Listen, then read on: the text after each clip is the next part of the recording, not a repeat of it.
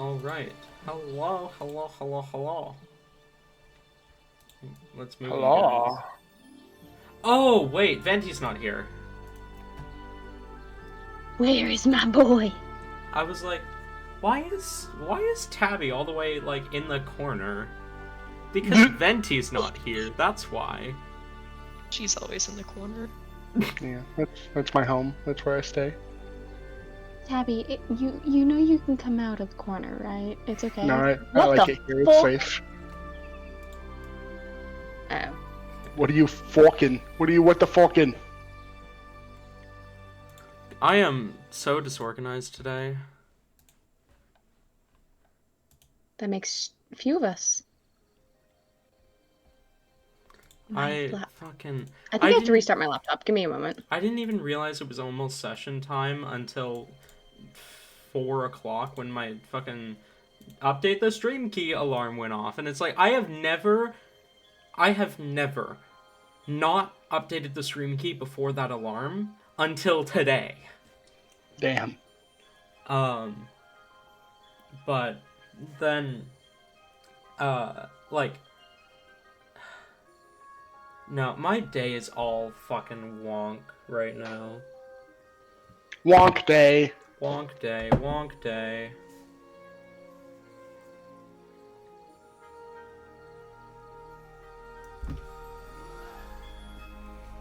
I don't like this music. Well, I like the music, but I don't like it for this. Poor City ambient music. Give me this.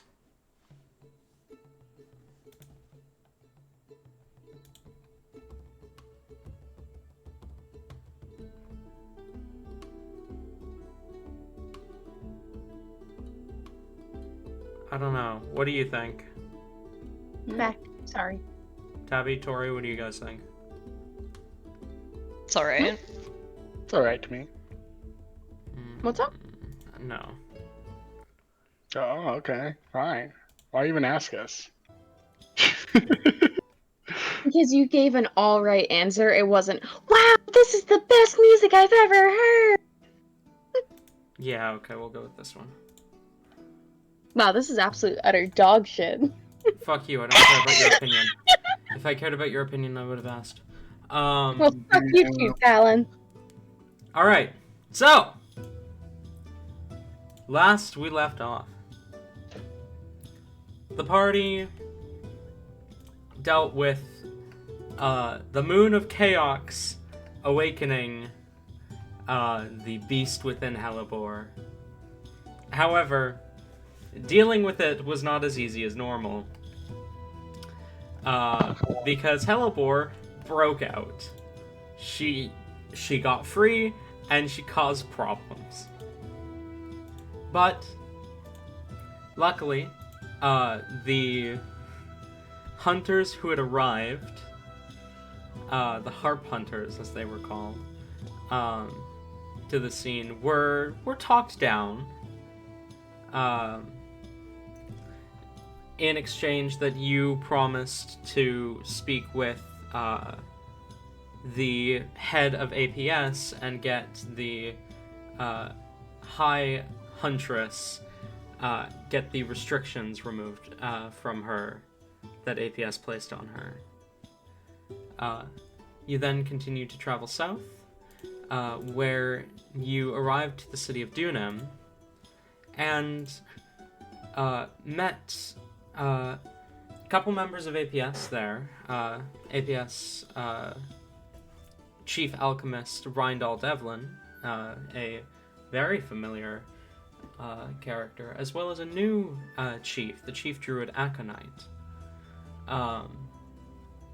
The two of them were investigating strange happenings within the town, some sort of airborne illithid parasite. Todd spoke briefly with the two of them, gained some information on where to find the Captain Elsword, that's their name. Where to find Captain Elsword, which was a meeting in, I believe, 2 months' time. thought it was 1 month. It might have been 1 month. Pretty sure it was 1 month. Okay, in a month's time, on APS Island. I will go back and double check after session, if I remember.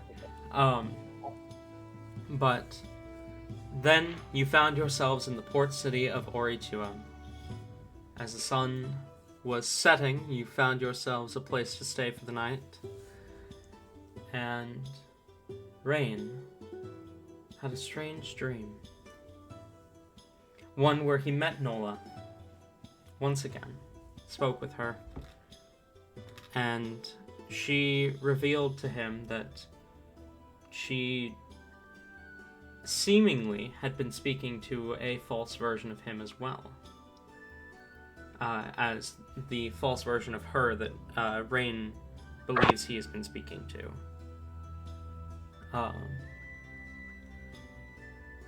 She revealed to Rain that the people who have her locked up seem to have another location within the Feywild, which may be where they are keeping Prada. And so, as morning comes, you all awaken. What do you do? Dream check. I look to Halivor and to Rain and see if either have had important dreams. Elvor wakes up pretty peacefully. She's not immediately writing in her dream section of her book, so it is safe to assume.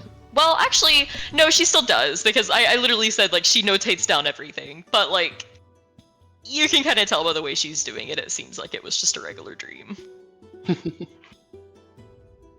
Alright, I will glance over to Rain. How does Rain look? Rain woke up laying flat on his back, and that itself is a little strange. He usually sleeps on, like, his side or in weird positions, but, he lays there for probably a good minute, just going over everything in his dream that he can remember, so that he can make sure it's cemented into his memory. And when Todd asks his question, he'll sit up, a little tired still, and begin explaining his dream. Well, for starters, I think I spoke to Nola. The real Nola, at least. I'm pretty sure it is the real Nola. But there was something slightly disturbing. It appears that while I also have been occasionally speaking to a false Nola, and as he says Nola, he'll do the whole hand quotation marks and everything. Someone is mimicking me as well. So there's another Rain running around claiming that they have both relics. Which, that in itself is concerning, because we just handed off the one relic to Nyx, and if this other person... It is possible that we might have just handed the other relic off to the enemy. Concerning to say the least. Did you confirm this is the correct Nola? I do believe it is the correct Nola. They recognize... Well, I told them about you, Todd. And this reaction seemed more genuine, and they seem to know who you were. Todd nods and smiles. Good. I am glad to hear that. We are working on ways to ensure that it is, in fact, well, each other when we do have dreams, so that we don't get caught up in the web of misinformation that is being cast around.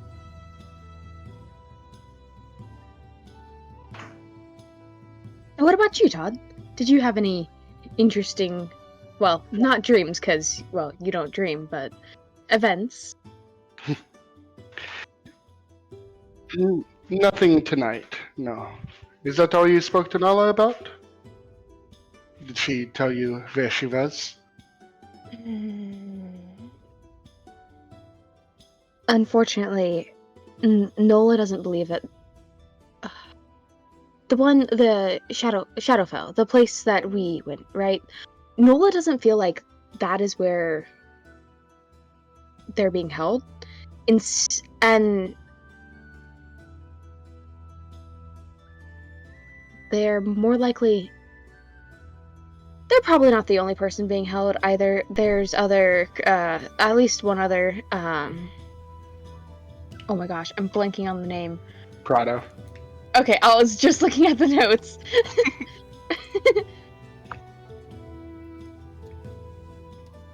It seems like Prado has also been captured and is being held similar.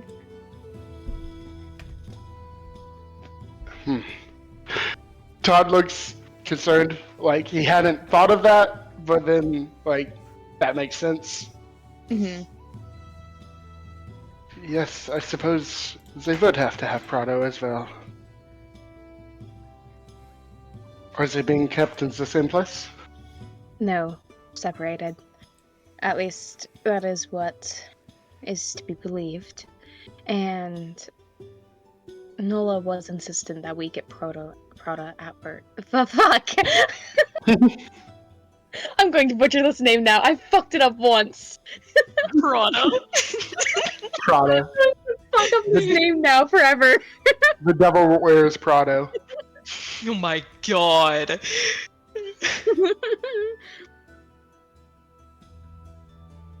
You want to try it again?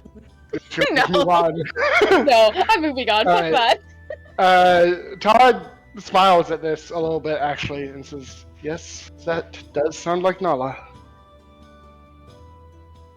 Personally, I do feel like we should go for Noah. That's just my own opinion, though. Frankly, they are both my friends. I would like to say both if possible.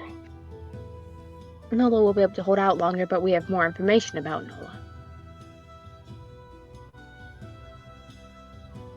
Hello? Helibor was just kind of like looking in between them, waiting to like jump in. Did they say where they're being held at? I know you said that they didn't think it was Shadowfell, but do they know which realm?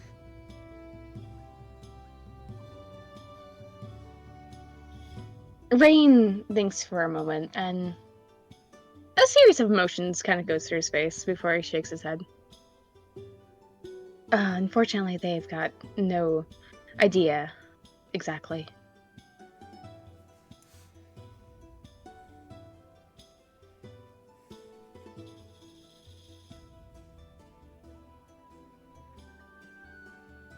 Unfortunate. What were you about to say, Tori? I was just going to say, Helibor just kind of like mulls that over a little bit and frowns.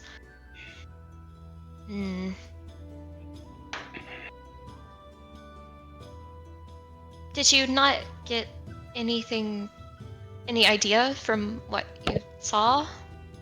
Well, I mean, I don't know if you've like been to another realm before, but like, did it feel a certain way? I do think it would help if we could narrow it down at least. I can't say. I mean, there was a void, but like that might have just been, dream things. I can't really say. I mean, the dream was, but creepy. The type of when you're telling scary stories. It was kind of like that feel, but like I don't know. That just might have been the dream itself. I don't know for sure if that was the feel of the. I mean, the air maybe. I don't think I really could smell anything in the air or anything like that. I don't know. Suffice to say, it is not the material, and it is not Shadowfell. Nola would recognize Shadowfell. I mean, how many realms could there possibly be? I mean, we're looking at under, I don't know, pretty big numbers. 'Cause there are quite a few. Well, if that is all we have for now, perhaps we should move. Well, we should have breakfast first, you know? I don't want to get up and moving on an empty stomach or anything. Helibor just looks at Rain, like, just a look. I definitely agree. We should get breakfast. I'm hungry, but Rain, I do feel that you should be honest with us, like we discussed before. If there is a reason that you don't want to go to Asunia so badly, I mean, it seems like you really don't want to go, and I can only assume that means it's like there's something there, or it's dangerous, and I think you should mention that. Crossing his arms, Rain's just gonna nod. Oh, it is definitely dangerous. Every continent has a criminal empire that seems to run it, and well, let's just say I'm not on the best of terms with the people running this criminal empire.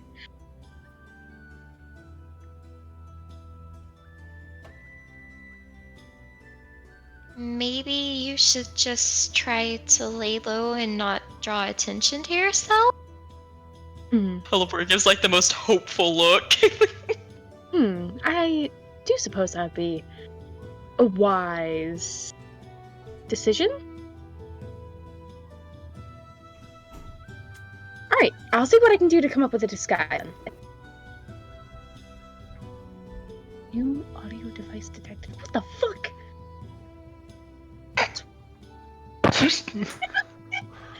Sorry, my computer's doing weird shit.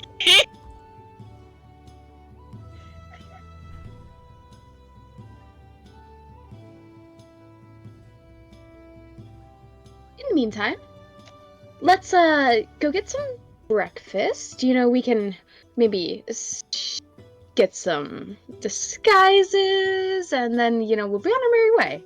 Shouldn't take too long.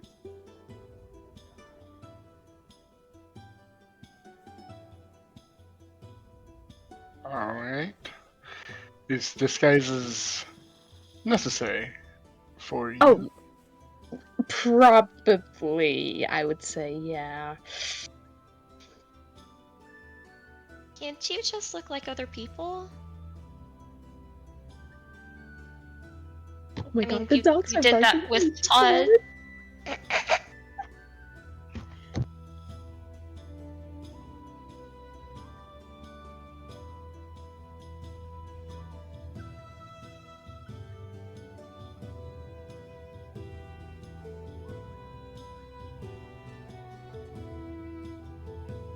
I think Ayla had to walk away.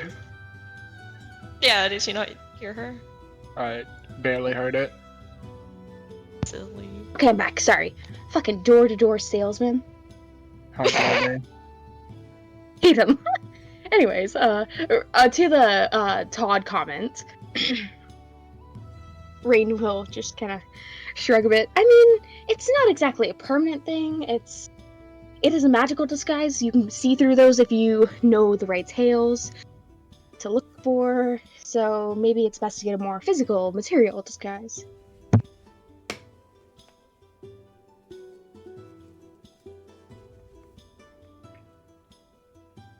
Don't worry though, because, you know, I'll just use the party gold to purchase one.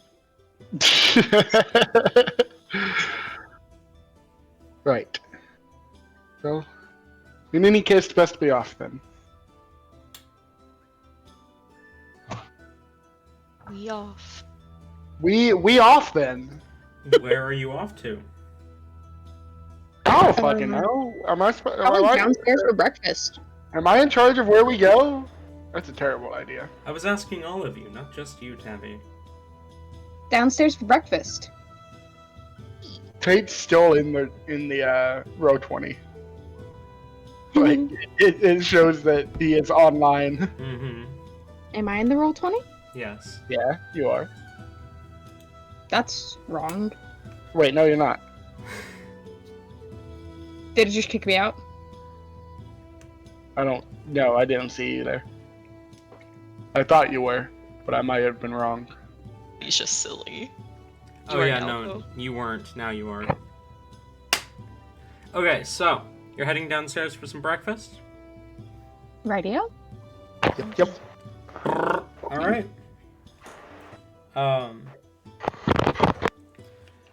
You order some breakfast. You got your breakfast.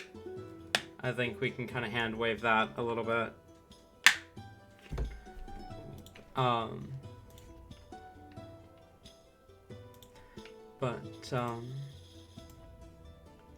You get yourself some breakfast. Is there anything you would like to do?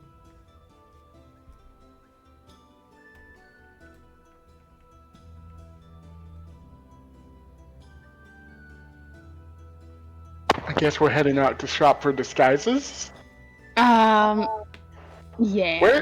What city are we in right now? Ori 2M. The port I'm city sorry. of the Empire. Yeah, we need. Okay, Rain can go get disguises. We'll send Rain and Fernix so that he's not alone, and then Halibor and Todd can go get a boat. Okay. You're sending Fernic with us? With you, yes. So, Rain, are you just, like, effectively buying a disguise kit for each party member? Sure, that will work. But Rain wants to take a long ass time doing it. Go weapon shopping. His intention is to waste so much time that they cannot leave today. Like, he'll take Fernic I out feel for like Fernic would one- drag you back. Yeah, Probably. I do feel like Fernic would drag you back. Probably, and I'm okay with having that happen so that we do actually leave today. It's just, it is very clear and obvious that's what Rain's intention is. Okay. Love that. Trying to delay the inevitable over here. Disguise kits. Now, because it is party gold, Fernic can pitch in on this. God. So one disguise kit is 25 gold. We're never gonna have a transaction in this game again without you using party gold, are we? Nope. Not unless, I'm not playing Rain. One disguise kit is 25 gold, so 4 would be 100 gold. How much gold does Fernic have? I feel like at that, Fernic would argue that you guys don't need disguises. Probably only Rain needs a disguise. Or like only maybe Helibor, or like only 2 people. Well, no, because our entire fucking party is really recognizable. I feel like Fernic would make the argument, though, that, like, you're getting the disguise to hide from a group of people who don't know that you're traveling with the rest of the party. True. So one disguise kit would be 25 gold. Okay. We shall, I think only take 1 disguise kit then. And then can Rain try to bribe Fernic into paying 15 of that? How would Rain bribe Fernic into paying 15 of that? Party gold. What? Fernic will pay Come on, 10. Dad!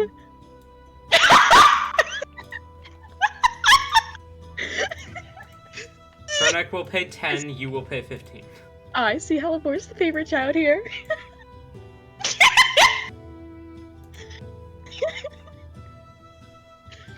Alright, take away the 15 gold.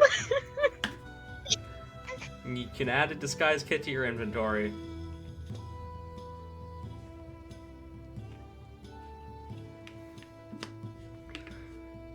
Meanwhile, Helibor and Todd, we're gonna pan over to you two now. Woo! Woo! So, you make your way to the port. The The city is extremely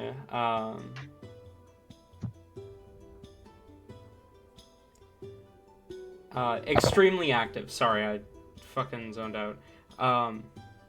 The city's extremely active. There are people going to and fro. You even pass by a few people kind of playing some music, busking along the streets. Others offering goods that they've just shipped in from elsewhere, other continents and whatnot. The port is very active. What do you do? I guess find a portmaster, All right? Those are the ones that do things. Typically. Typically, yeah. It's been some time since I think Todd has had to do this himself. You make your way to the kind of office building along the port. It's a small building, but you approach. The door is unlocked as you enter. You see there's inside kind of shuffling through a bunch of papers, and you see, like, as you push open the door, they kind of startle and accidentally knock over a bottle of ink that spills over one of the papers. And they kind of curse themselves out. A kind of what appears to be half-elven man, kind of shorter black hair, dressed in kind of a gruffer uniform, though they appear fairly young. As they glance up, shit. I'm going to have to remake that, aren't I? Fuck. Hi. How can I help you? My apologies for your paper. It's not your fault. We would like passage to Asunia as soon as possible. Okay. Passage to Asunia. Kind of begins to rifle through the papers again. No. Blazeport, there we go. No, they're full. No. Blazeport. Nope, they're full. Kind of rifling through the papers before finally they stop on one. Aha! Okay. I think I've found you a boat. Excellent. How much can you pay, is the question.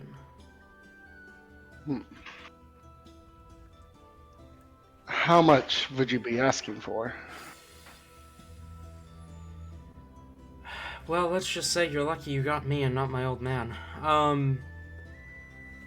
How many of you? 4. 4.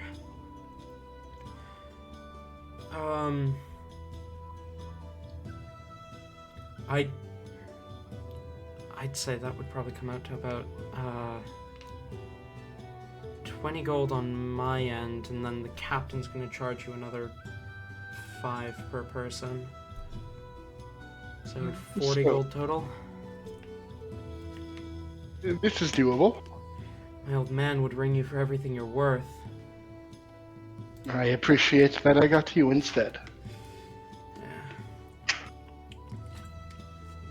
He's going to kill me for this, though, and he kind of gestures at the paper that is completely stained with ink. Unfortunate that your last act be on our behalf. Alright. So, if I can get that 20, I can give you the information. Of course. I'll pull out my gold pouch and hand over 20 gold. He takes the gold. and slides forward a kind of a piece of paper that has some information on it, a piece of parchment. He says, "You're going to be looking for Captain Galton. He'll be far west end of the port. Tell him I sent you. Wharf Master Tupper.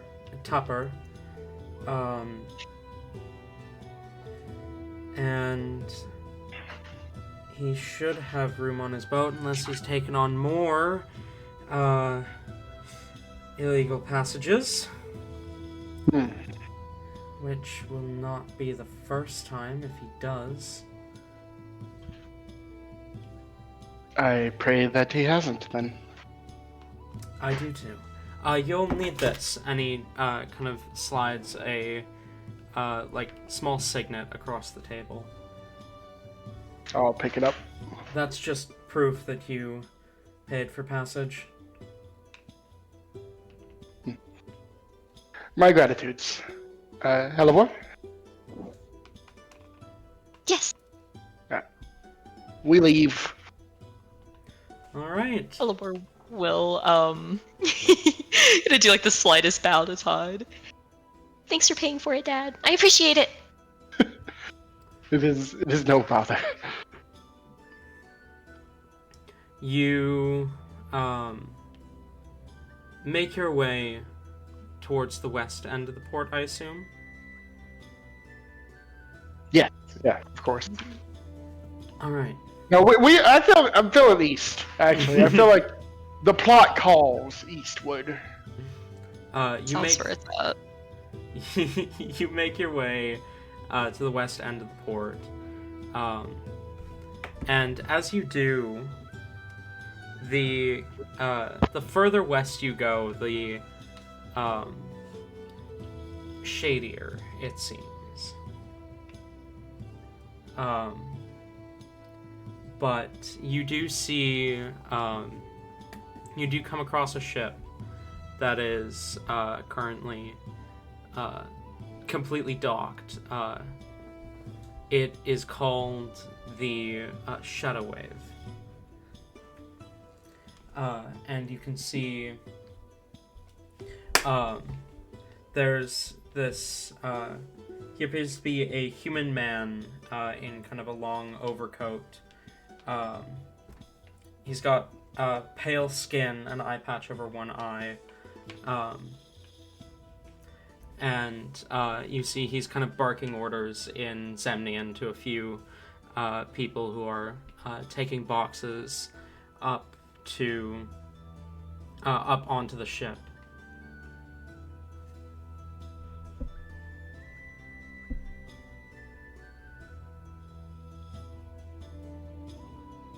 Okay, I will call out to him. Do a good old excuse me, sir. His attention turns to you, and he speaks up in Zemnian before... Aye, sorry. What can I do for you, lad? I believe, if I'm following along correctly, Talon, this seems to be the correct ship. Yes. Okay. We have just booked a passage on your... What is the word I am looking for? Vessel, that one. I told the young tapper not to send me more. Whatever. If you've already paid, you've already paid. Are you able to squeeze 4 more in, perhaps? 4? I count 2 of you, unless my missing eye has somehow halved the number of people I see.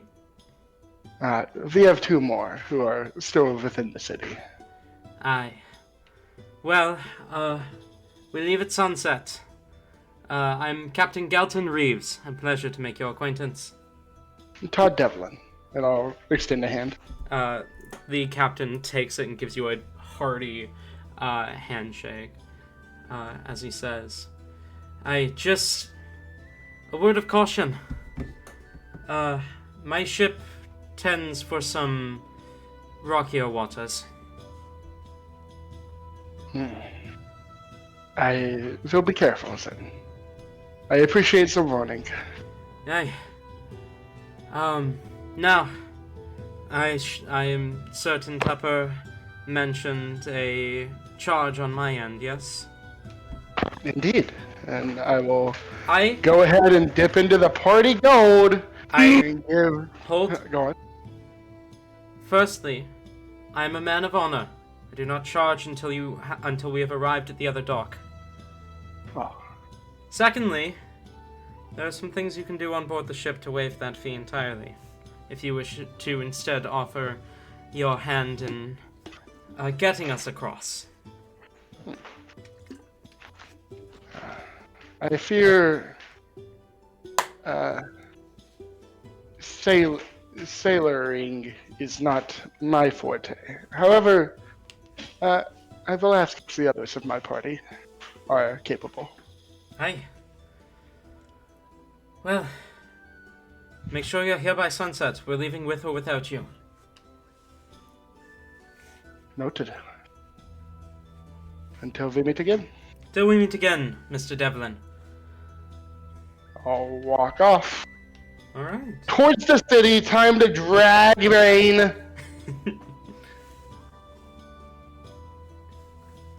Alright. Whoa, look at how, quick that interaction went. It's insane. It's almost like we didn't have a goblin with us.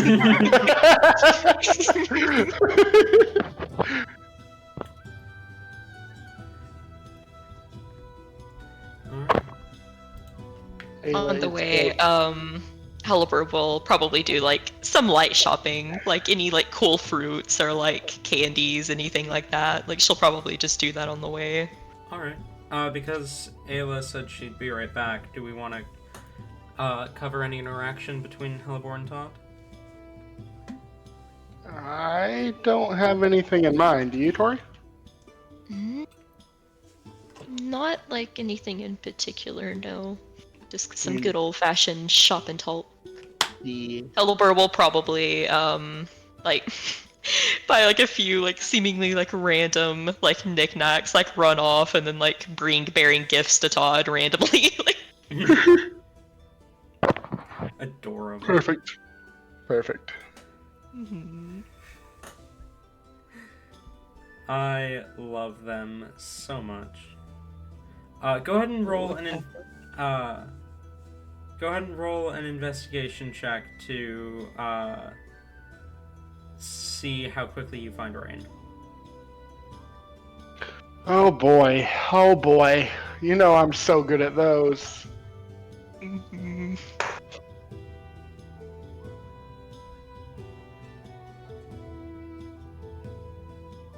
Actually rolled really well. That's a 19. I actually rolled, okay, I guess. 13? Alright. Between the two of you, it is not too difficult. You locate Rain and Fernac fairly quickly. Sweet, we drag them to the place before Ayla can say otherwise. I'm already back. Too late. I heard what your rolls were. That's when I got back.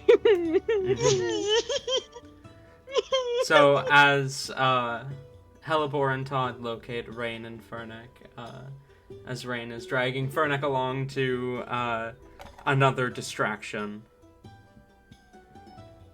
Upon seeing, wait, who sees who first? This is important. They probably see you first. Okay. When they approach, before they can get no, actually, I'm gonna let it happen. Hold on, you guys go. Okay. Alright, we approach. Did you find your disguise? Oh, yeah. I got a pretty decent disguise here. Although, while purchasing the disguise, I did realize, actually, that I could have just totally used some magic that I have personally, along with some extra, but it's fine. It wasn't that expensive. Quite forgetful of you, Rain. I know, it's a little silly. Oh no! Rain's gonna pat his pockets. Wallet out of the shop. Huh. How terrible. Vernick, we gotta go back. My wallet. Rain's backtracking.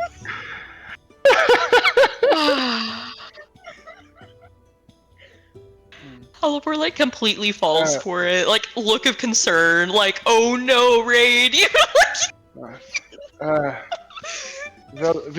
What time of day is it? Still pretty early in the day, I'd say, like maybe 9, 10 a.m. Alright. Oh gosh, No. there's no way he's stalling for long enough. Yeah, Todd, like, shakes his head. We must move quick. The ship leaves around noon. Oh no. See, that's the thing. I don't know what time it actually fucking leaves. Mm-hmm. Alright. Rain just looks absolutely shocked that you guys found a boat that leaves so quickly. He's like, oh fuck. Okay, look, you guys can either, are you guys coming with, or are we gonna split up and hit shops, so that we can hopefully, you know, get this done a little quicker? Do we want to split up or stick together?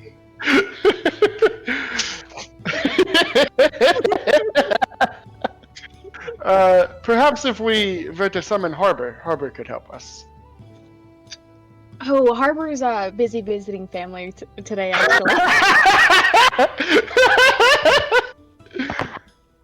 Unfortunate. Does he not normally carry your gold? I imagine a couple times throughout this trip, Rain's... Vernick will probably catch Rain in that lie, because he's probably summoned Harbor off and on throughout the trip. So probably, like, instantly getting called out for that. Rain's just like, well, she clocked out. She clocked out! She's off gold carrying duty, but no, I keep gold in multiple pockets. See here, and he'll like pull a couple gold pieces out of his boot. It's never wise to have your money all in one place, after all. But I had a couple platinum pieces in there. That's expensive. You know how expensive platinum is, guys. Indeed. How much We would came you with you, we have would lost? probably. Oh, go on, Halibor. No, it's just If we came with you, we would probably find it faster, right? Instead of you looking by yourself. Well, I was thinking we could always split up and hit multiple shops, and you know, you guys could ask around some of the shops that we've went to, and just be like, "Hey, did this person leave this here?" And like you guys, one of you could take Vernick, I could take the other one, and that way one member of each is, you know, split up that way. Ooh, Halibor, you and I could go, and you know, we can send Vernick, talk together.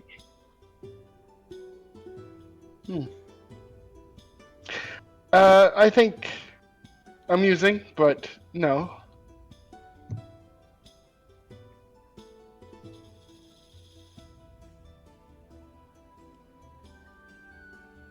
Okay, well, so we're sticking together then, right? I would prefer this. Alright. I guess we gotta go back to all the shops we went to now, Vernick. I don't know when I lost it. I was using your gold for some of it, so... Rain is going to start taking, Halibor and Todd to, like, just probably various different shops throughout the city. He would probably try to go into a shop that, like, they absolutely did not visit, and Vernick's like, what are you doing? No. And so, it does become clear that, like, Rain's being a little silly, you know, he's obviously stalling. Mm-hmm. I let him stall. I allow it. Oh, you're mean. So How long do you let him stall for? Yeah, I was gonna say, how long does Rain stall? Oh gosh. He would probably, like, after the, depending on how long it takes for them to check all the shops, he'd be like, huh. Oh, I forgot, I put it in my left boot! And, you know, pull out 5 platinum pieces from his left boot. Ah. Silly me. After all long I'm do you walking, I am think you- quite famished. Lunch. At this, so at this point, it's probably like 11:30. I fear if we have lunch, we won't make it. Rain, are you certain you are that hungry? Oh, starved. And Harbor as well. You know, Harbor could use something to eat. I haven't fed Harbor in so long. I suppose if we make it quick, we can stop somewhere for lunch. Yes. We'll make it super quick, super speedy. All right. We'll stop by somewhere for lunch. Rain's gonna try to pick the busiest spot.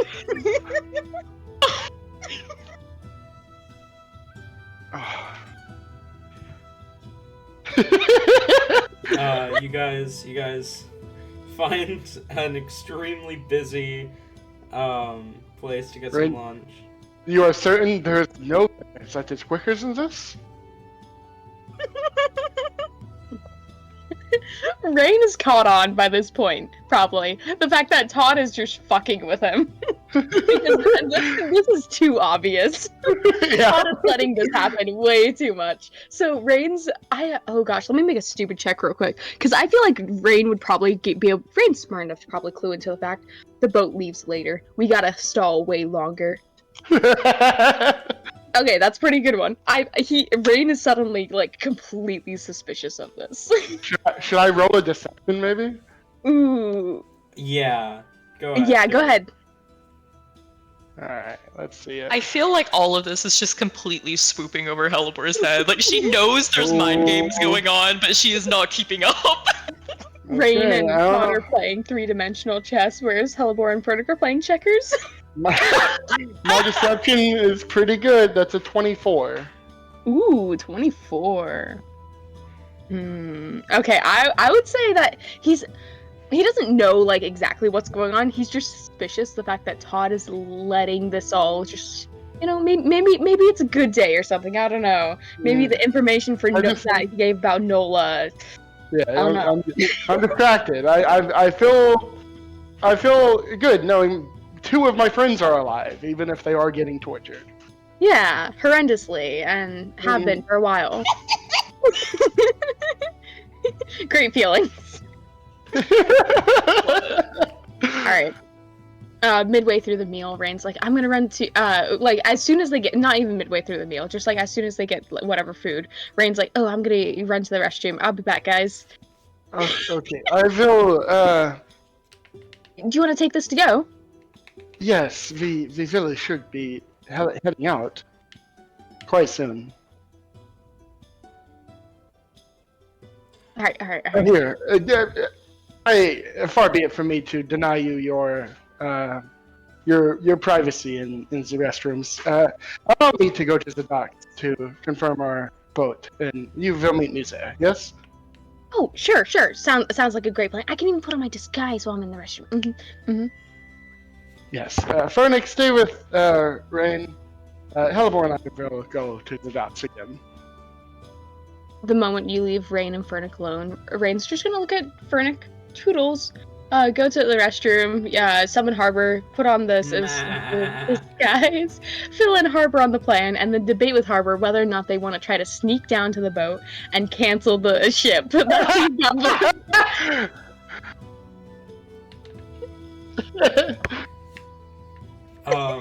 Sorry.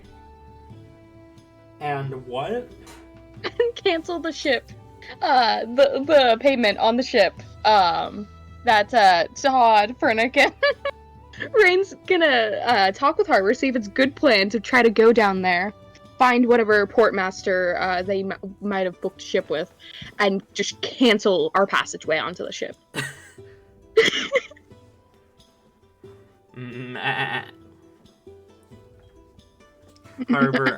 Harbor seems against this idea. Alright. Rain will just a bit poutily. He's definitely not very happy with the fact that Harbor's once again disagreeing. Still think. Ooh, one moment. Okay, yeah. He does understand, that they at this point might have missed the ship. Hopefully missed the ship. It's probably like 11:50 at this point. Alright. So if he walks slow enough, him and Fernick will make it, like, just on time. You guys arrive to the port around 12:05.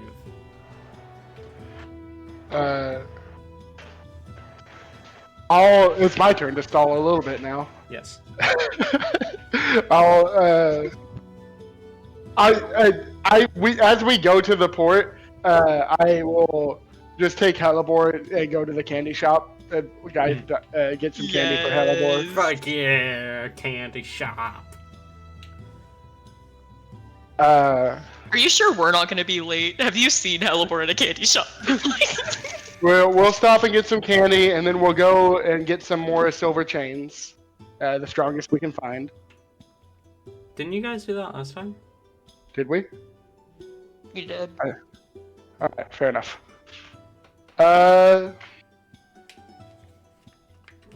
Yeah, I think we just kind of have a leisurely stroll through town, and then around like 1:30, Todd will start making his way to the port. Okay. So Rain and Fernick arrive in the port before you guys. Mm-hmm. Did you guys fill in Fernick as to what the plan is? No. Okay, Rain's gonna try to convince Fernick that you guys ditched us. You got on the boat without us. Fernick is adamant and confident that they would not do that. Then it was a kidnapping. Fernick insists we should wait like an hour and a half, maybe 2 hours, and then if they don't show up, we'll assume it's a kidnapping. Oh, this is just like those, you gotta wait 24 hours to fill out missing persons with the town's watch. Rain and Fernick probably go back and forth bickering quite a lot. Mm-hmm. You know, stalling for time. Yeah. Until Todd and Hellebore arrive at Around what time would sunset be, DM? sunset would be about 5 p.m. Oh god. I think. Let me double check what season you guys are in. Zulon. You guys are just about to tip over into spring.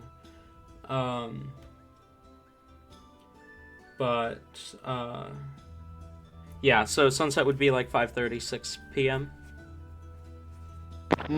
Now I have to stall for 4 hours to prevent Ayla from coming up with another reason to not leave.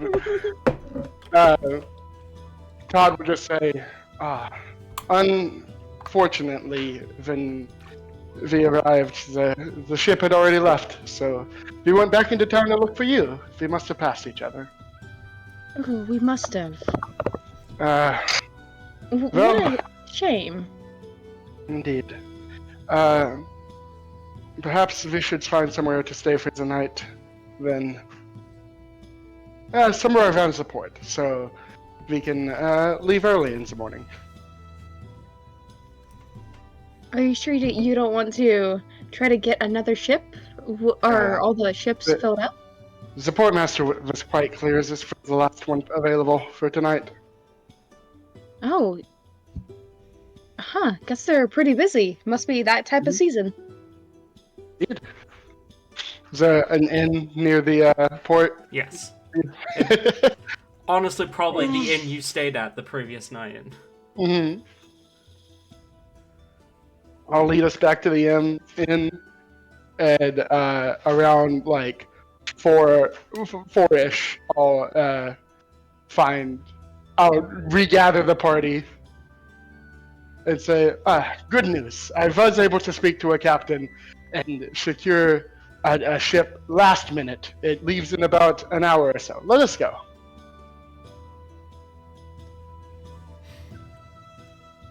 Hellebore makes sure to act relieved.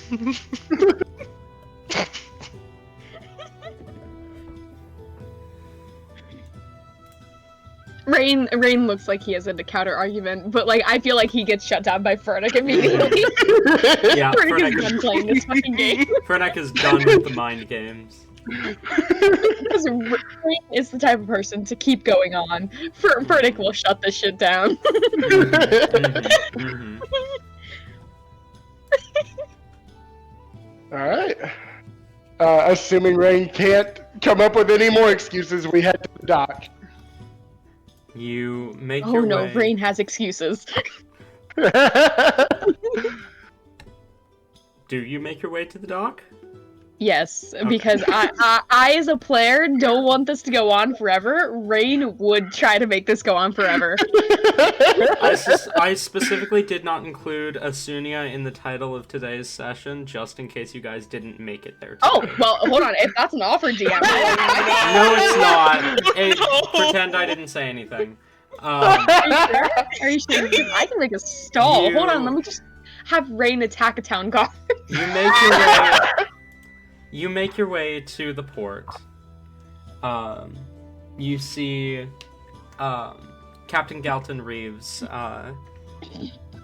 kind of stood on deck as final preparations are being made. He sees as the four of you now approach and kind of comes down to meet you. Aye, Mr. Devlin, these must be your companions. Indeed. Furnick, Rain, have you sailed before? Not as a passenger, but as a sailor. I can't say the word. Sailor. There we go. A bit. Why? Rain's crossing his arms, If acting you should, way too confident.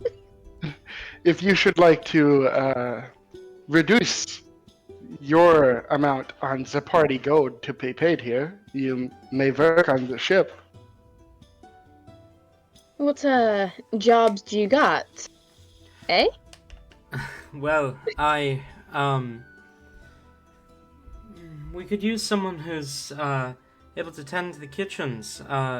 Our chef is growing old in age, if that suits you, laddie. I hope it does not come to it, but the waters are dangerous if we have any combat capables in your group. And even just having you on standby would be useful. I do think our entire party's well equipped for combat. As for the kitchen, I can definitely help you out in there. And our carpenter, the lad, is only able to do so much on his own. If we have another, it certainly, I guarantee you, he wouldn't complain. I realize I didn't catch your name, lass. As he turns his attention towards Helibor. I imagine she's like hiding halfway behind Todd, like, oh no, don't call out on me, I can't sail, guys. You see an ear like blink as she like kind of looks pokes her hat out a little bit. Yeah, I'm Helipor. Sorry, I am not a sailor person. It's alright. You paid for passage. That's all I expect from you. Everything else is optional. I recommend finding a board. The boys can be a bit rowdy. But, hey, climb aboard. Find a place to settle down downstairs. There's a few empty hammocks.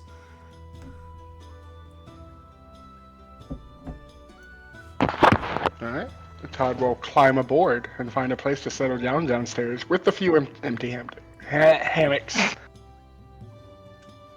Indeed. Making your way below deck, you're able to find there is a large kind of grouping of various hammocks all kind of hung below deck. You find pretty much all of them have some sort of personal objects in them to lay claim, but there's about 6 in towards the back that do not appear to have any claim to them. I actually don't need to claim a hammock. I don't sleep. It's fine. The others, though. Galton doesn't know that, though. True. I will claim a good hammock for Hellebore. Okay. Fair enough. Oliver will claim her hammock by she just like goes over to whichever one like Todd like designates, I guess. And like she's not gonna destroy it, but like she basically starts like scratching, like picking a little bit on it like a cat. Aww.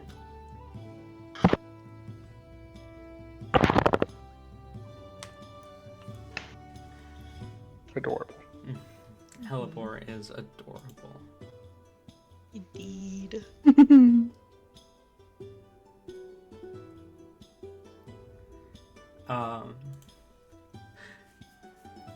Is there anything you guys would like to do before the ship leaves the dock?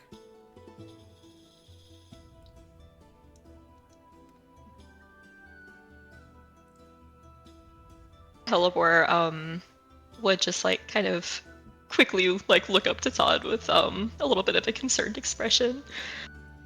Are you gonna be okay? I know you don't like water. I should be fine. I will stay below deck, as the captain warned us of rougher waters, and I should very much not like to fall into the sea. Wait, what will happen if, say, the boat sinks? What will happen to you? I will likely perish, as would you, most likely, I should mention. Turn into a big sea creature and carry you guys. It'll be fine. I can't carry everyone else, but I'll carry you guys. No drowning or death.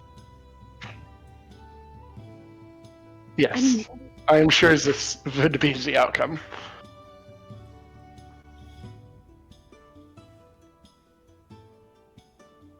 Well then. Rain would probably, try to stall again. Furnick shutting it down. This is probably grounding Rain to, like, the hammocks. So Rain would spend this time opening up the journal that he stole from Nyx's, Whoa! Oh, God.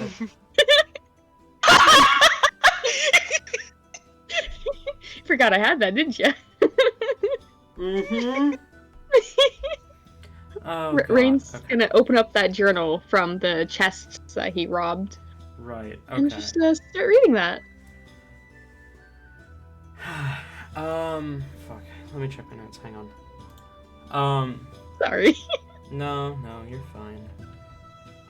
The journal, where is it?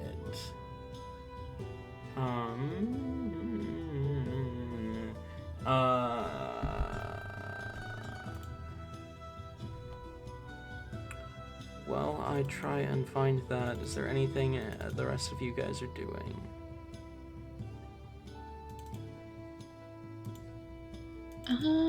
Probably just finding a quiet part of the boat to exist for the trip. Hellebore is absolutely using this opportunity to do as much language learning as possible.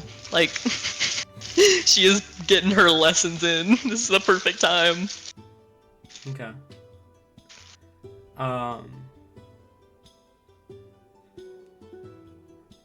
Oh, found it. Okay. So the journal appears to be a low-ranking member of the Nightwalkers. Reading through, they are working with the Nightwalkers to make ends meet. They have a child back home they're trying to care for. And they've been positioned on guard duty within the tomb that you found this journal.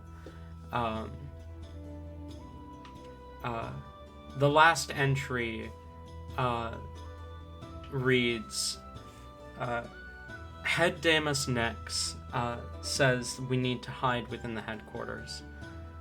Everything should be fine, but they're looking for us. Damus Dawn seems to have betrayed us. I'll see you soon, my love. And that is where the last entry ends. It seems as though it was written just before they left their position in the tomb to head to the headquarters to hide the night that the Nightwalkers were slaughtered.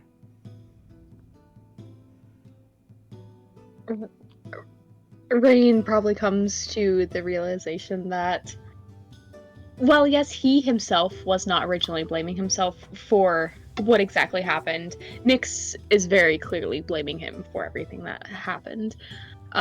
Rain comes to realization that he might have potentially orphaned a child among many other people being hurt and killed. This is kind of a little bit of a wake-up call for him. And, just more blood on his hands. So he'll probably just close the book and stay in the hammock, contemplating. So all in all, a good day for Rain. Alright. And soon, the boat leaves port.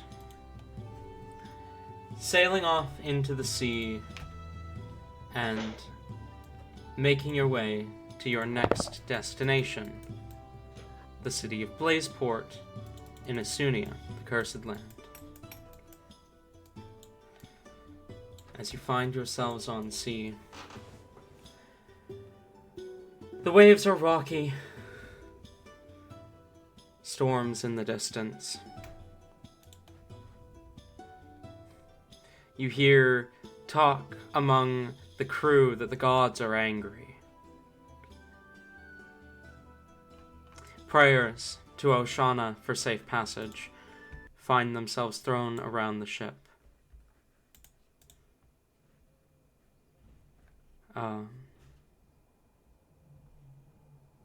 As you travel,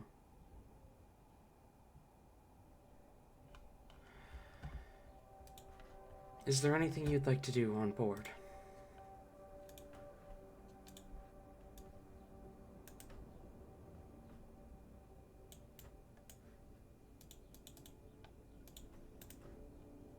After a little bit, I imagine Rain would probably seek out the kitchen. Okay. After all, he did offer to help. Now, granted, Rain doesn't like doing work, so this is gonna be something interesting. As you approach the kitchen, the man inside appears to be on the older end. They seem to be a halfling. The most notable trait about them, or first you notice, the first things you notice about them is their kind of long tied back, brown hair, the kind of hobbled way that they walk around the kitchen, but the most noticeable feature, or the most notable feature, is they are missing one of their legs. And it has been replaced with a wooden peg. As the halfling turns and looks to you, kind of huffs and says, "Ugh, you must be the one the captain told me about." Indeed, that would probably be me. Well, come Unless, on, these fish aren't gonna fry themselves. Ew, fish. Ew. I'm sorry, are you going to be picky while we're on the ocean? What other I'm option just- do we have? Personally, I'm more of a greens type of guy, but I mean, I don't mind helping cook the fish. Your options are hardtack or fish for the next 5 days. How do we prepared for this? Anyways, how do we what? The I fish. forgot Rain's a vegetarian, isn't he? I completely Yeah. forgot. Yeah, Rain's a vegetarian.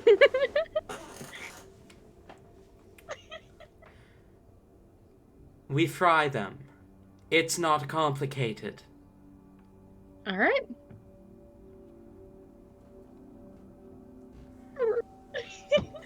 How close of an eye is this guy keeping on Rain in the kitchen? Very.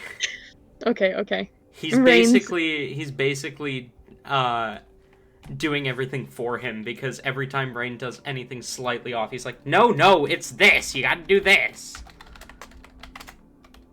Rain's gonna, at one point, take a big whiff of the fish. It doesn't smell right. Surely you seasoned this, right? We don't have seasonings. We are on the ocean. Where would we get seasonings? Can I try something? Oh my... Do you like sweets?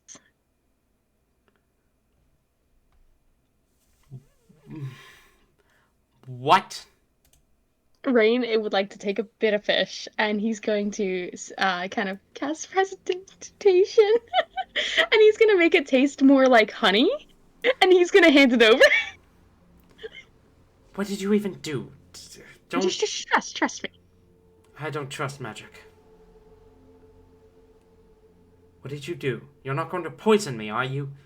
No. It makes it taste better. It seasons it. He holds it out to you. Oh, I don't eat fish. That would be like cannibalism. I'm going to skip past that comment. I'm not going to trust that you didn't poison this unless you eat it yourself.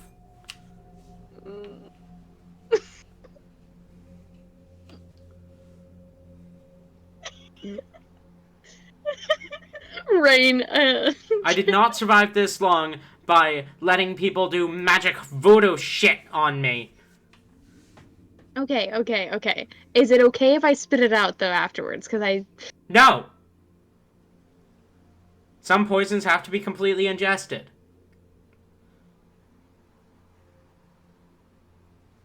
What if I do the same thing on one of my pieces of food, and then give you that piece of food as well, so you can see what process is? I don't trust it. Why don't you want to eat this? Because it's fish. I don't eat fish. That's cannibalism. I don't care. This is your only option for the next 5 days. 2 Ayla characters in 2 campaigns forced to cannibal. The cannibalism thing is not even an actual thing. Rain was just trying to throw the guy off. Mm-hmm.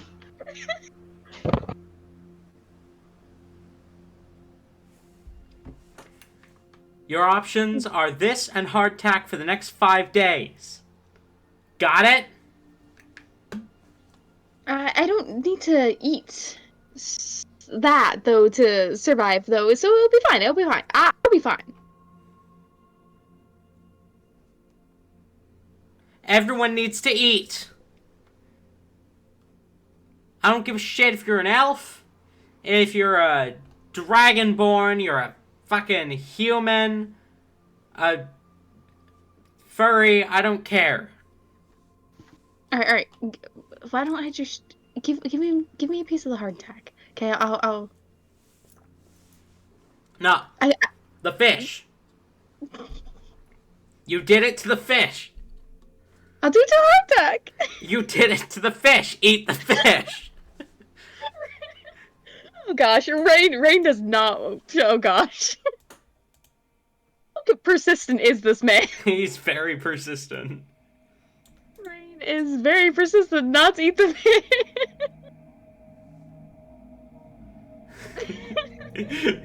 I feel like this devolves into like them just arguing and not getting anything done. While Rain just like continuously casts magic every once in a while trying to get the man to eat the fish. Oh He's my God.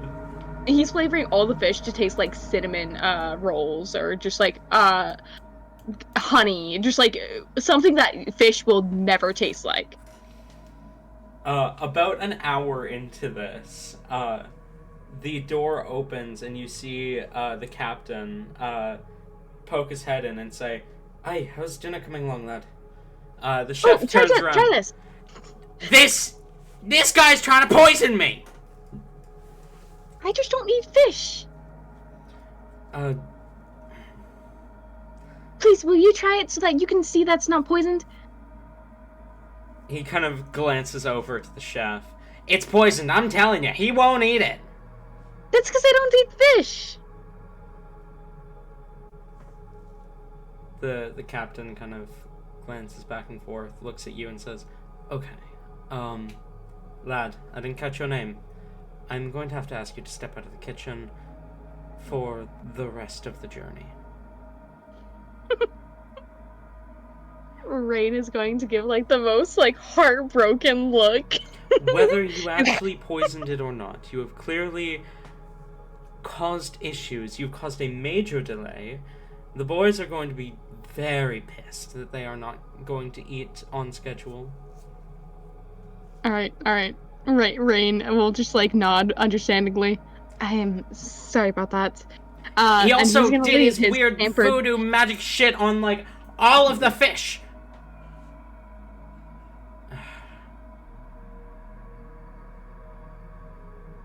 Lad, get out. Rain's gonna leave. As you're leaving, you hear, "That's what you get for trying to poison me!"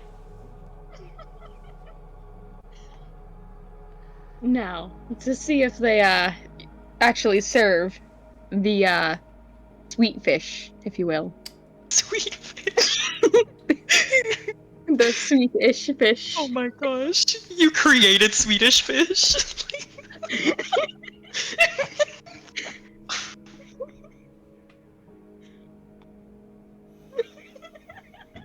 It's a new kind of candy, Helleborg.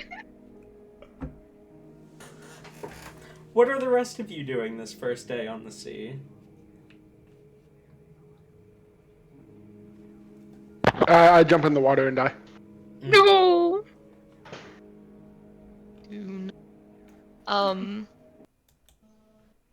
I feel like, first of all, like, if it is at all, like, Rain, like, actually needs food, I have Goodberry. But, I honestly feel like Elibor is, like, she doesn't tire, man. Like, if Dawn doesn't stop, like, she is not stopping. Like, she is determined. Like, she's gonna go back to this library, she's gonna read every fucking book that's ever existed. It's gonna be a whole thing. Okay. So yeah, I mean, she would literally just spend, like, the entire day language learning. Fair Okay. enough. Both of you roll intelligence checks for me. Oh boy, oh boy, oh boy, oh Jesus, oh goodness, oh gosh. That's a 4. I rolled well at least. That's, a 19. Todd's heart just isn't in it today. You know what, Todd, Yes, I'll give please. you advantage. Okay. That's a lot better. That's 15. 15? Yep. Okay.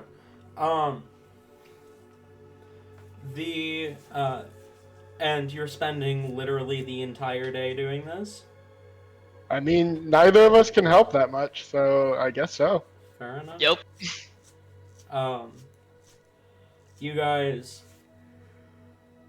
You guys spend the entire day learning language, learning Ancient Celestial. And by the time the day comes to a close, Helbor has gained a very basic level understanding of the language.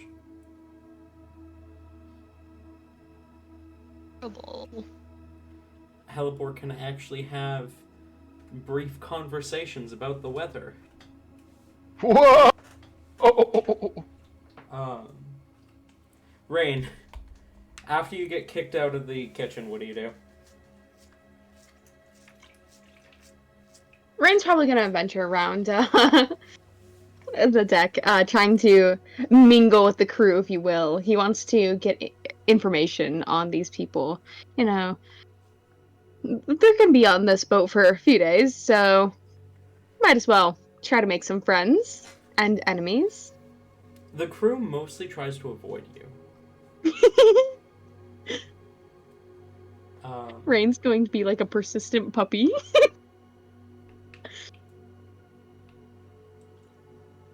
With a lot more charisma, though. Okay. You, unfortunately, throughout the first day, especially because your first impression on the ship was getting kicked out of the kitchen because the chef thinks you just tried to poison the entire crew, doesn't go well.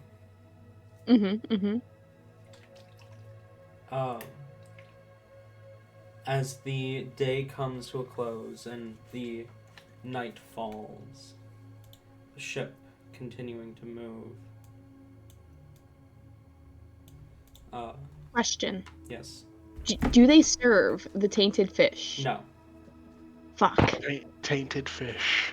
They do not serve the tainted fish. Tainted fish sounds like a religion now. Do you serve the tainted fish?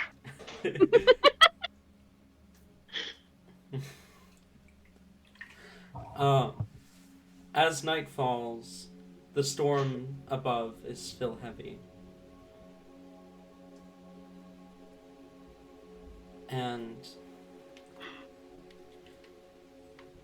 sleep comes, though not easily.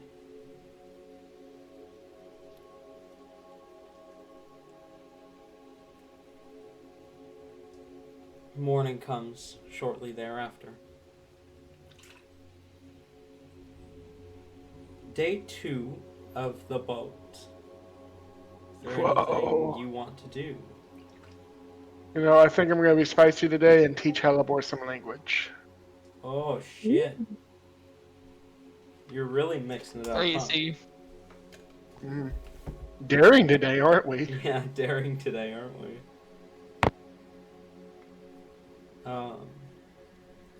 Alright.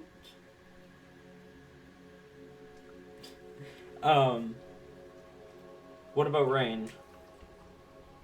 Rain will again try to follow around crew members and, just be a helpful helping hand, Maybe cast a little too much magic here and there. Roll me a persuasion check at disadvantage.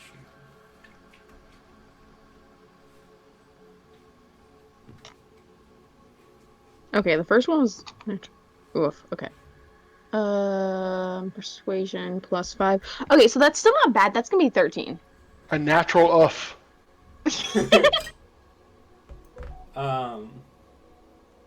13.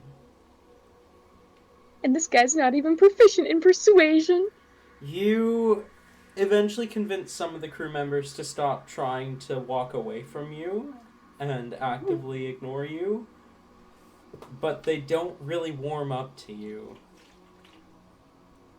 We've got days though. Don't worry. Rain can help wow them with Harbor as well. As you are on deck during the second day, Rain,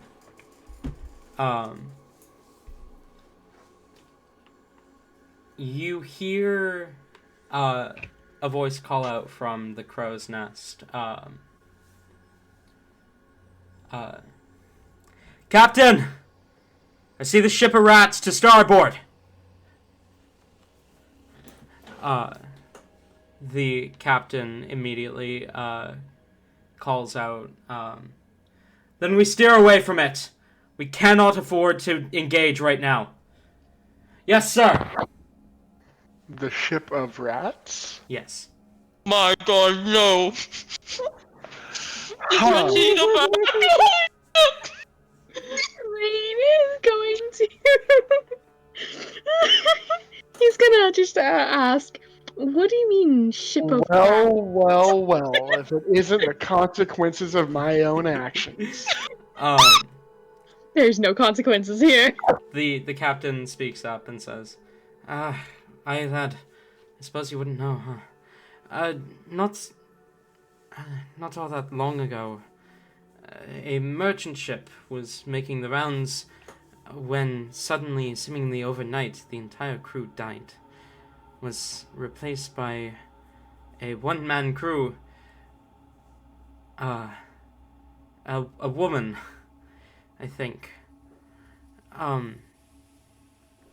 Yet she seemed to have command over the critters on the ship. It gained the nickname Ship of Rats because whenever it would attack another vessel, that vessel would be swarmed with rats. That sounds like something that's straight out of a story. It's Aye, crazy. had I not seen it myself, I wouldn't believe it. But that A ship of rats. And- the ship of rats is the most dangerous thing on these waters.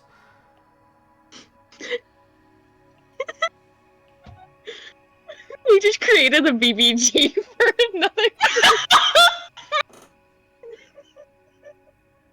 It is the most dangerous thing on these waters, so if we don't have to worry about the rats, then we will be good.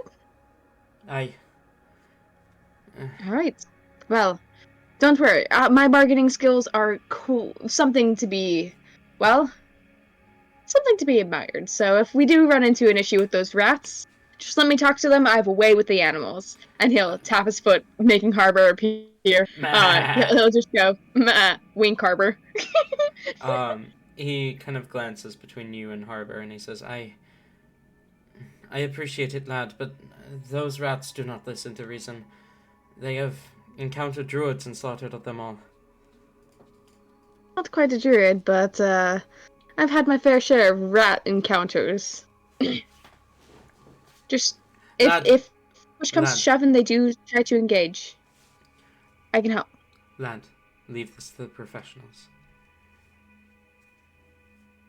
Oh my god, we're gonna get everyone killed. He kind of turns and calls out to the rest of the crew. Steer clear the ship of rats. Our cargo's too valuable.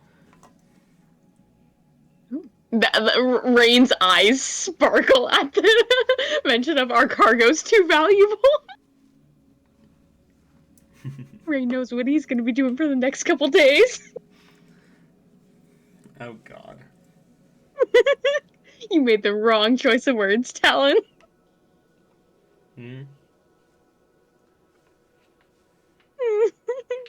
Rain will disappear from the crew's sight and just try snooping around the ship, finding out why the cargo's valuable. Roll investigation. With the help of Harper as well. Can I get advantage on that? Mm-hmm. Okay, good, because the first roll was a 4. If you have Harper helping you, you have advantage. Good. I'm glad. That's how the help action works.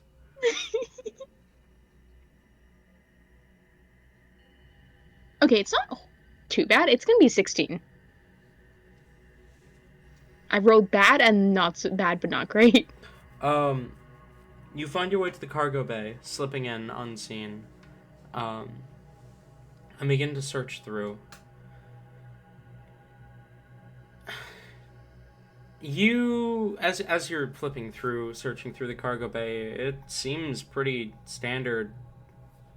Your fair share of,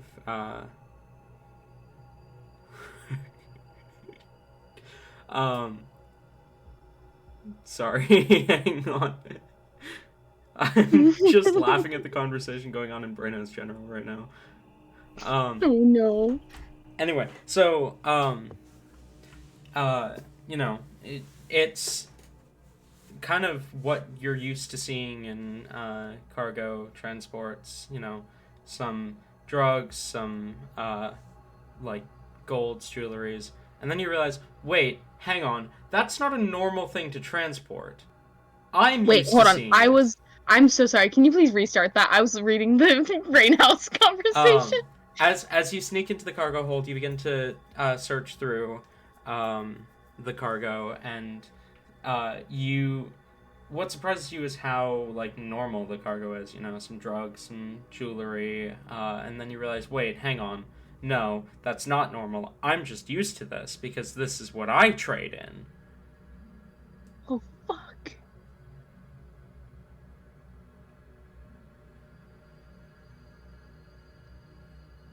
Are we on a ship that deals? Uh-oh.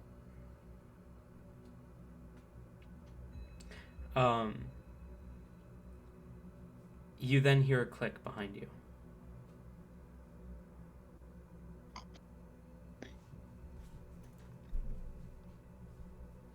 Ruh-roh. Rain's turning invisible. Rain is immediately going invisible. That's the course that's the course of action you want to take. Uh-oh. Uh-oh. Oh, Yeah. You're gonna have your invisible brain splattered. Okay. What's your He's AC? gonna go and.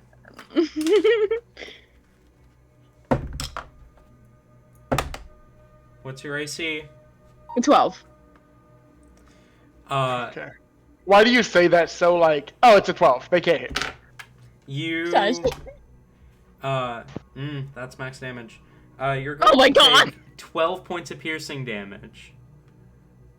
As the crossbow bolt fires and pierces your chest immediately as you go invisible. As you hear the captain speak up and say, "Should have kept your nose out of other people's business, lad. Now, where are you? Show yourself, and you may get off this ship alive."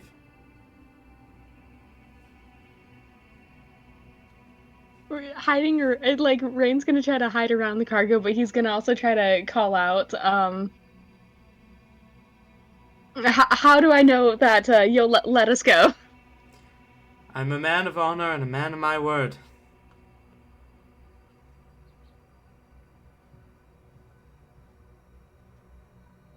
You show yourself now, and I will let you off this ship alive.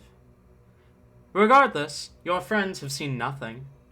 I have no reason to not let them off.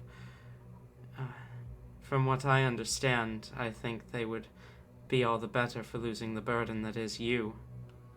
Damn! Rain is stepping out, like slightly, like that hit ticks him off. He's stepping out, like turning visible, like probably appearing like behind him, and just being like, "I am not a burden." Are you? He looks you in the eyes. You see he has a rapier held in one hand and a hand crossbow in the other. He's holding up his hands. Are you? I showed myself. You claim not to be a burden to them? Of course I'm not. We help each other out. Do you? Because what I No. see is a liar. I I might see lie. I see a man who is selfish, a man who is willing to do anything for himself. Because I see myself in you, lad.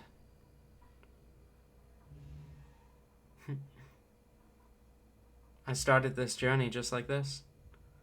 Stood in your position, in the cargo bay of another captain's ship.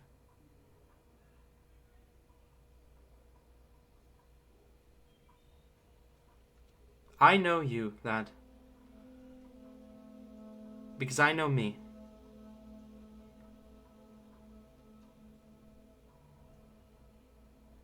Okay, maybe you do know a bit more about me then.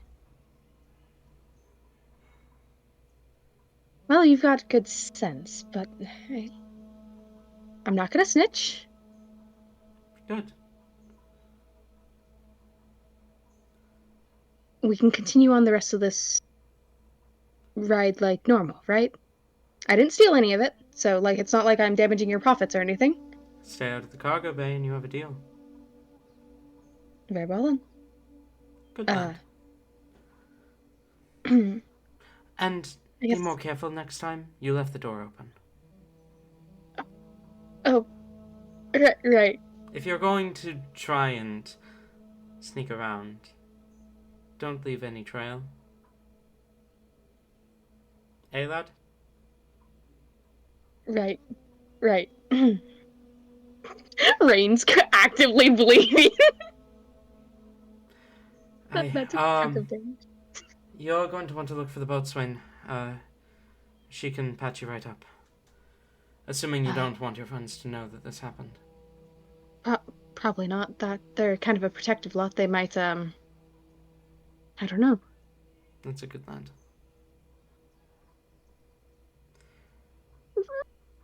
Assuming he's kind of dismissed, Rain is scurrying out of there. The captain does not chase after you or shoot after you, so it seems a pretty clear implication that you are dismissed. Finding the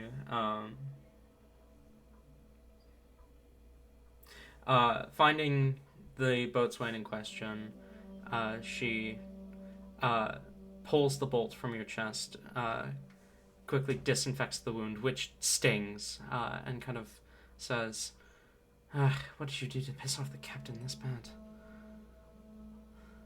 I think we agreed to keep it between us. Right. He's always... He's such a good shot. I've never seen him shoot to kill before. Was shooting to kill? And yet... Well, he missed your heart by about an inch. Usually if he's shooting a warning shot, he's going for, like, the shoulder. Did you try and run? Rain gives like a knowing tell. That explains it. Yeah, Captain is not a fan when people run. But she kind of wraps your chest in bandages and then kind of helps your shirt on over top so as to cover the bandage. It should be fully healed by the time we dock. Come see me if anything happens, okay? Right. Thank you. Do I owe you anything? I got some coin if you need. No. Captain pays me well from these services. Right. The paycheck more than covers any guests on the ship as well. He's a good man. Whatever you saw, learned about, did. Right. Good man. Rain doesn't necessarily believe that one, but okay.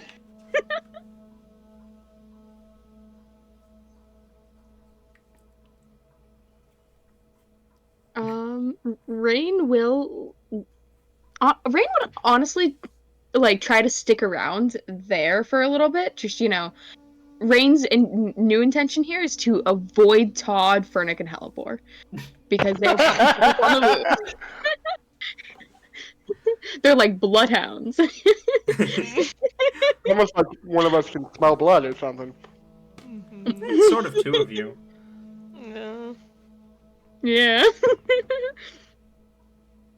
For the next few days, you guys get a rain-free ride. I assume... Did Captain throw Rain off? Pardon? Just asked me, like, did the Captain throw Rain off? Probably more well than aware of the shenanigans Rain's been up to of pestering the crew. Mm-hmm.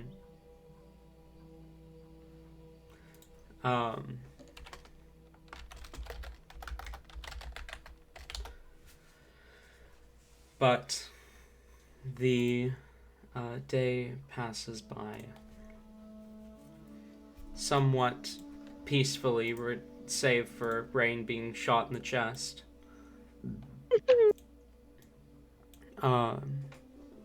As the third day rolls around, is there anything in particular you would like to do?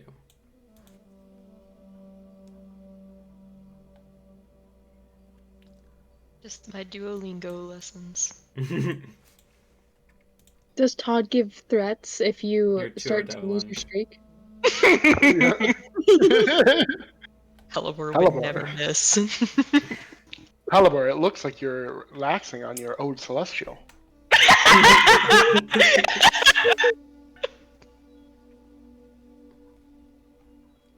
All right. What about Rain? Rain will, he tries to make himself as scarce as possible, even, like, going as far to, like, sleep elsewhere. Okay. So he's, like, full on trying to avoid, Todd, Hellebore, and Fernic at this point now. You know, it's a ship, so, Okay. like, he sees him, he'll turn the other way. Fair enough. He will still pester crewmates, a bit more cautiously this time. Now that he knows kind of what he's dealing with, he does take this with a bit more professionalism, I guess you could say. Also, if you had just tried to run and not done so by going invisible, the first roll on the attack roll was a nat 20. Oh god. Maybe it's a good thing that the invisibility thing kind of saved him. Yeah, the invisibility saved you. Oh my god. Instincts. But also, the captain wasn't going to shoot if you just stopped and turned around. Nope. Rain's been in that situation too many times. Anyway. Alright. The third day comes and passes. Day 4 rolls around. Is there anything you guys would like to do?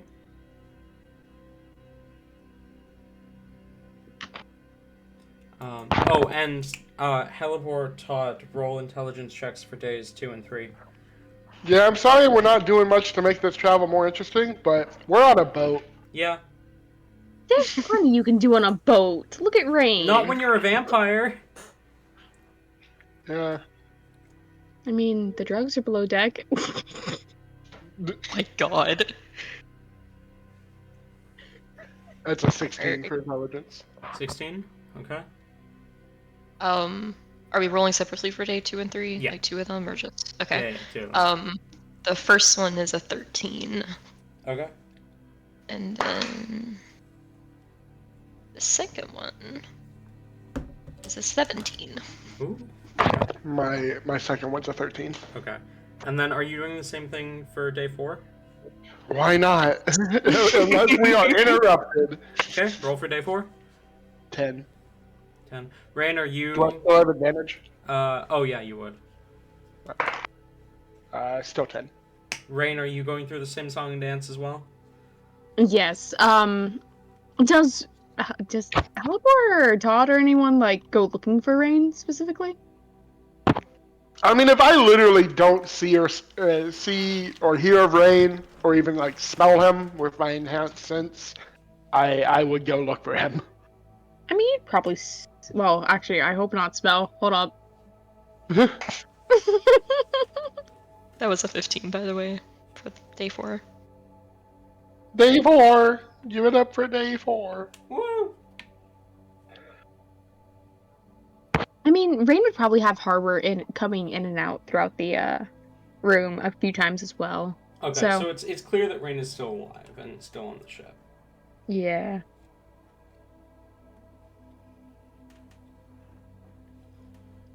Okay. And as day 4 comes to a close, and day 5 rolls around, about halfway through the day, you arrive to the city of Blazeport.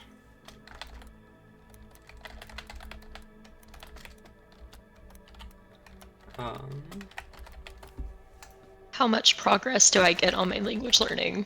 I mean, I do imagine this is like dawn till fucking night. Like, this is... Yeah. She's serious.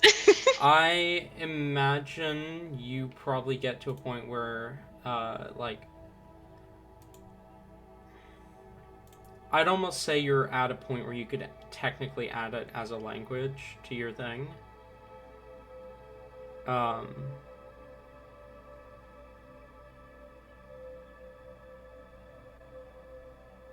I will most certainly take that. Yeah.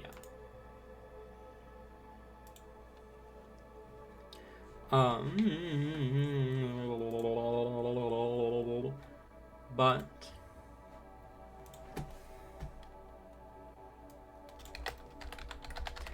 as you find yourselves on the arriving within Blazeport. The sun blaring down on the city. The boat finds a place to dock, and you guys quickly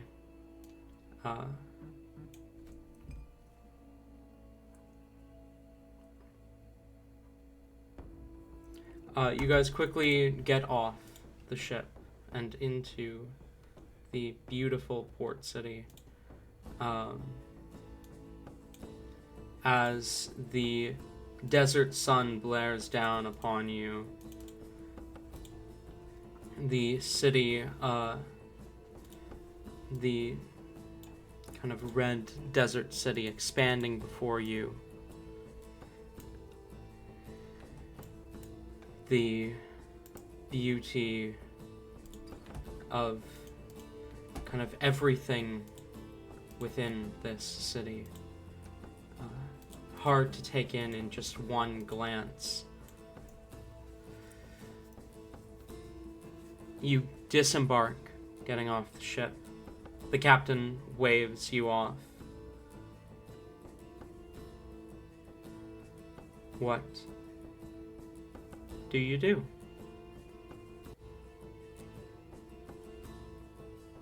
Talon, you already know what I do. Is it die?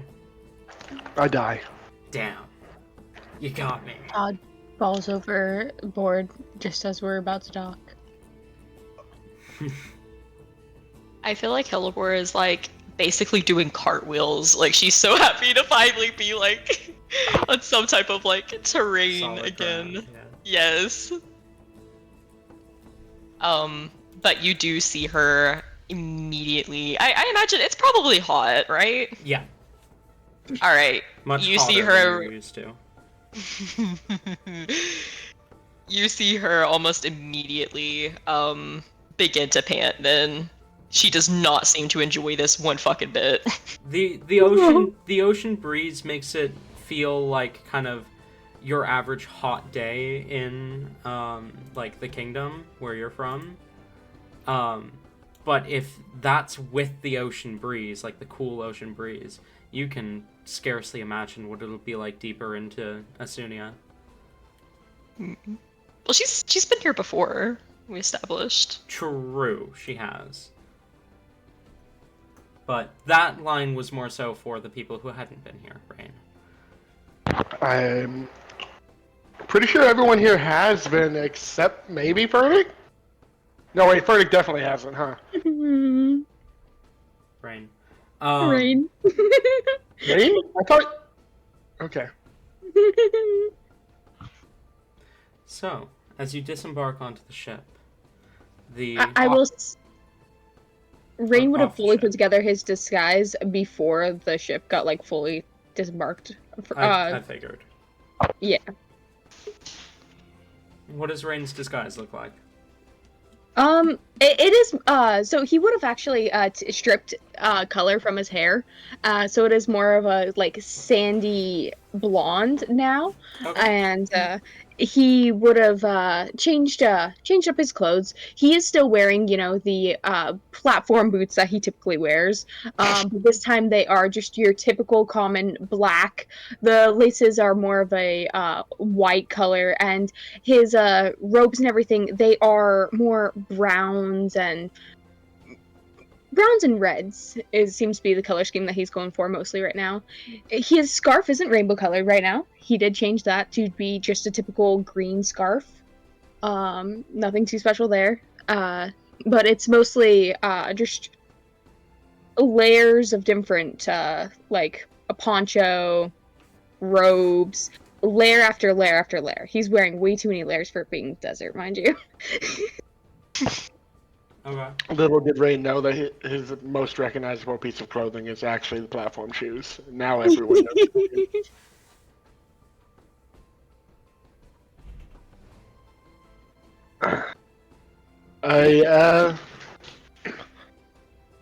Well, it seems you are rather well dressed. We should be making our way out, if possible. What time is it? It's about midday. So probably Yeah. 2 p.m.-ish. I feel like midday is like categorically 12 o'clock, isn't it? Around midday is what I said. Alright. Or midday-ish, actually, is what I said.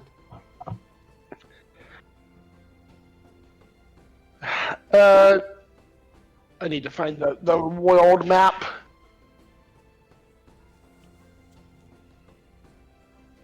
You were told the temple was located at the point of Mortem's return. Which I believe is in the Glass Beach. Mm-hmm. Which is a little bit of ways away. Yeah, a little bit. We also got a body that we gotta.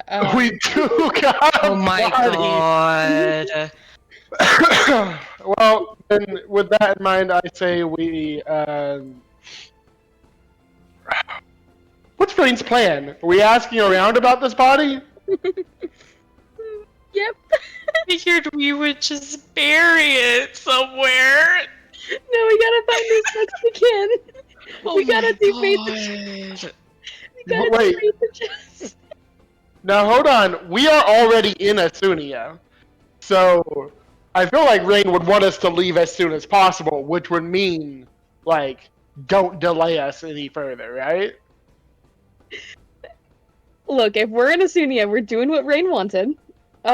Rain has a certain reason for, being the way he is with Asunia. I've got it planned out, don't worry though. It's still in character what I'm doing. Okay.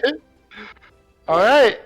So then, does Rain insist on asking around? Yes, he would insist on asking around. He's like, he would insist that it is more important to find next of kin than going to the Glass Beach, in fact. So, This is not true. Rain, we need to you do know Asunia is a big place, right? It is a continent. Like, this person could literally be from anywhere. The chances of us finding someone who recognizes him is actually minuscule. Well, we just gotta look for people who are missing children that went missing.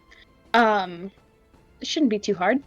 And then we can figure out from there. I mean, I know children go missing from here, especially a lot, but I feel like we'll find the right place on this side of the continent. Don't.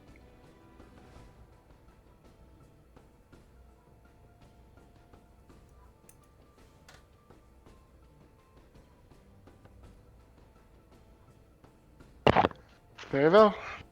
There's no use arguing about it. If you insist it must be done, then do it. Besides, we can go just along the way. Our next destination would be, well, we probably want to hit up another city before we go to the Glass Beach. So, Sandvik. Sandvik. All right, we can ask around here, and then we can go to Sandvik and ask around there. Then make our way to the Glass Beach if we don't find anything. So, I will note you never learned the kid's name. Yep. How All we was have it? we have his body, I guess, but he's been missing for a while. It's not like anyone's gonna recognize him. We also know, wasn't he with one of his parents? What? I feel like he was with one of his parents when he was taken. I don't remember that. I don't either. I'm pretty sure one of his parents was dead. Oh gosh. Gotta go back and rewatch the VOD. I think you're wrong. There was information that he gave us.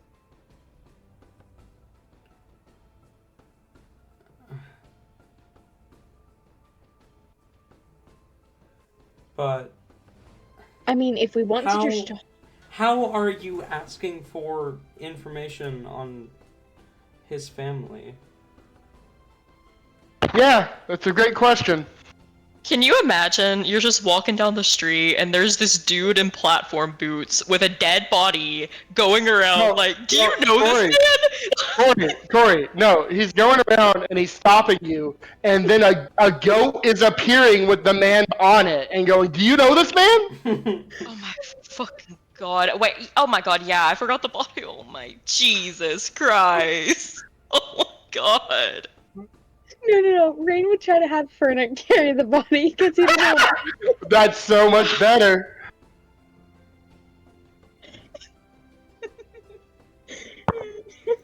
It's not like Rain's just stopping random bystanders in the street. No, he would do that. Okay, if not that, then what? He would try to, first he would try to, go to any form of guard and just ask if, where he might be able to get information on missing persons, things like that. So you approached the city guard With a body. headquarters with a dead body. With a dead body. Nice. Would you look at the time? We're halfway through session. We're gonna call 15-minute break. We'll be back at 45 past the hour. Perfect. All right. Oh boy.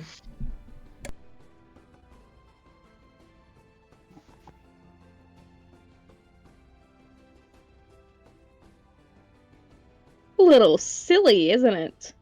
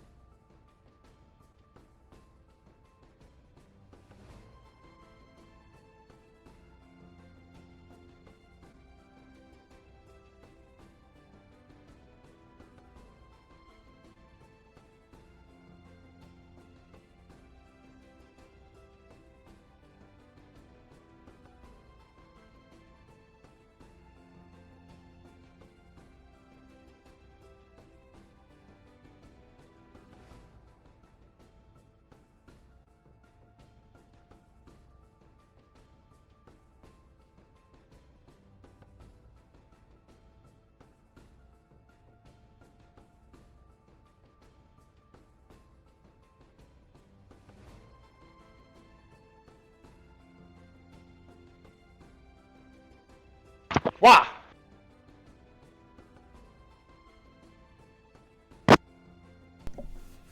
Wah.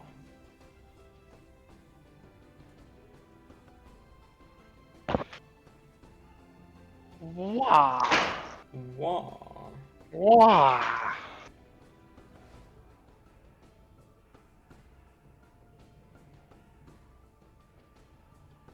Is Philly gonna push his luck? I don't No, know. no telling if Lulu's actually in this realm, but does he want to risk that?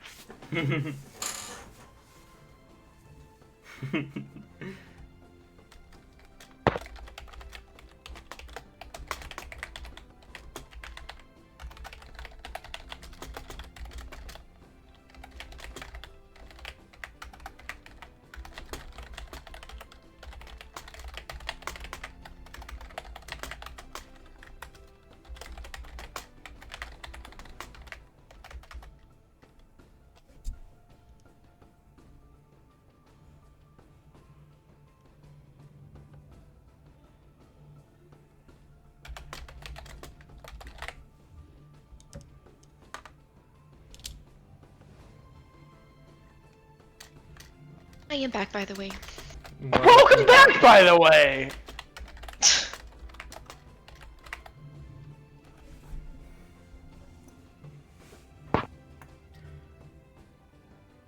I'm just thinking, like, Tabby, do you want to reveal this to the rest of the people in Brainhouse? What do you mean? The Henry thing. Yeah. I've thought about it, and, like, I mean, the two people who definitely are, what, three, Miguel as well, four, Ayla as well. All of them who are going to be in Next Gen already know this about Helly, because I ranted about her. Fair enough. So, I don't think it's going to be that big of a secret. I still would like to keep it a secret for the characters in-game, Fair enough. because, well, I mean, other than, like, Isuru already knows, Vimper obviously already knows. Mm-hmm. But it just feels like too much of a juicy plot point for that secret to get out eventually in campaign to not have it be a secret, you know? Fair enough. Fair enough. Anyway, Ayla, are you here? Yes. All right. I was here for that entire conversation. Sorry, guys. Fair enough. So, I can't believe this, Ayla! So, Rain, let me get this straight. No, actually, Rain's not straight. Rain, Damn. let me make sure I'm understanding correctly. There you go. You are taking this body to the guard headquarters. Oh boy. Yeah. Okay. Rain is going to also. Rain would. Oh gosh, I feel like Rain should go by a different name while on this continent. You know, because Rain's not a very common name after all. Sand. Sandy. No, I'm still not. It's gonna be Sandy's Sandy. an actual name, though. Like, Sandy? Sandy. We're in the desert. He's taking up the name God. Sandy. He's got sandy blonde hair, even. Sandy cheek.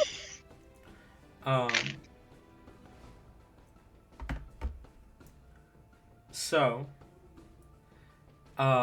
Rain, you Okay. approach, I assume you ask for directions, considering you haven't been here before. Yep. But you learn that the guard of this city, in fact, of the entire continent, are referred to as the Desert Hand.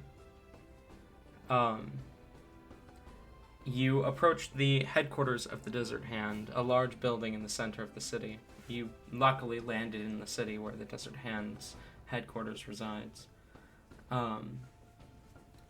And you make your way inside. Upon entry, immediately two members of the Desert Hand approach you and kind of immediately startle at the fact that you're carrying a body. One of them speaks up and says, is everything all right? Well, we were hoping you guys might be able to, well, maybe help us. Sorry, my name's, Sandy, and, well, I don't know exactly how to explain this, but we were... How about we go get the Duke? I think he might he might be able to help you better than we could. Okay. One of them rushes off, and shortly after returns with a kind of dark-skinned man. He's got kind of black hair done up in various braids, with kind of bits of gold scattered throughout. His clothing, clearly built for the desert, mostly whites and golds in color. He appears to be a half-elf. As he approaches and says, I am Duke Al-Haq Hiroshima. How may I be of assistance? Giving like a slight bow with his head, Rain will acknowledge that and look back to the body that they are currently carrying, and he'll kind of like gesture for Fernick to kind of show, and Rain will launch into the story, the story of how their party is from the Musinian Empire, and they came across this kid who was scared, and he was attacked by oh gosh, how did Bait die? They died from a Gia spell. Okay, right. Rain's just gonna Rain's gonna go with it, and Rain's just gonna say, this kid was scared, and he was going. He said only a little bit about his story, about where he was from, and he asked if we would be able to help him get there. Of course, the group agreed because they were already going there, but the kid shortly dropped dead, and Rain would explain that he himself is familiar with the arcane magic, and would mention the fact that it was the Gia spell that killed the kid, and Rain promised to bring the body to next of kin, but Rain doesn't know the kid's name or who next of kin might be. Well, missing people in Asunia is kind of our biggest issue.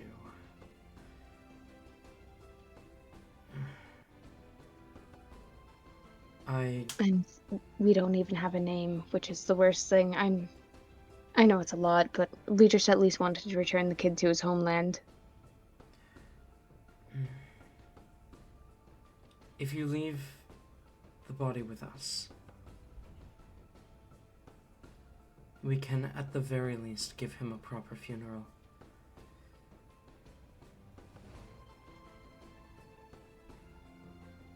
But we can look into reports of missing kids. Alright. I don't know exactly how long he's been missing for. He seemed pretty wrapped around whoever's finger that he was following. Unfortunately, not having a timeline only makes this harder. Indeed. We will leave him with you guys, though. I'm sorry to bring such, well, dreary news to... It is quite alright.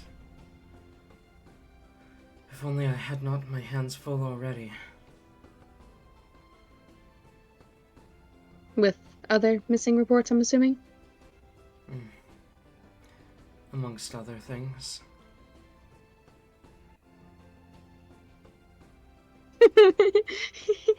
Rain is going to slowly look back at the rest of the party and just for everyone else, like, you can see Rain is calculating, formulating a plan, if you will. And he turns back to the Duke and just asks, well, I mean, we are kind of a group of mercenaries for hire, if you will. You got any jobs for us? Rain. No, excuse you, huh? Oh. Sandy. Todd? We Don't are have to care on. about. We are on an important mission. And if it happens to be along the way, like this one was? I look to the Duke. What classifies as on the way? We are heading. We are heading to the glass beach. You're not That supposed to is say our- the glass beach. Oh my god. Rain does say that, mind you, in character. You say, "Oh my god." So, tourism then. It sounds so less cool when you put it like that, though. Well, if you do pass through Sandvik,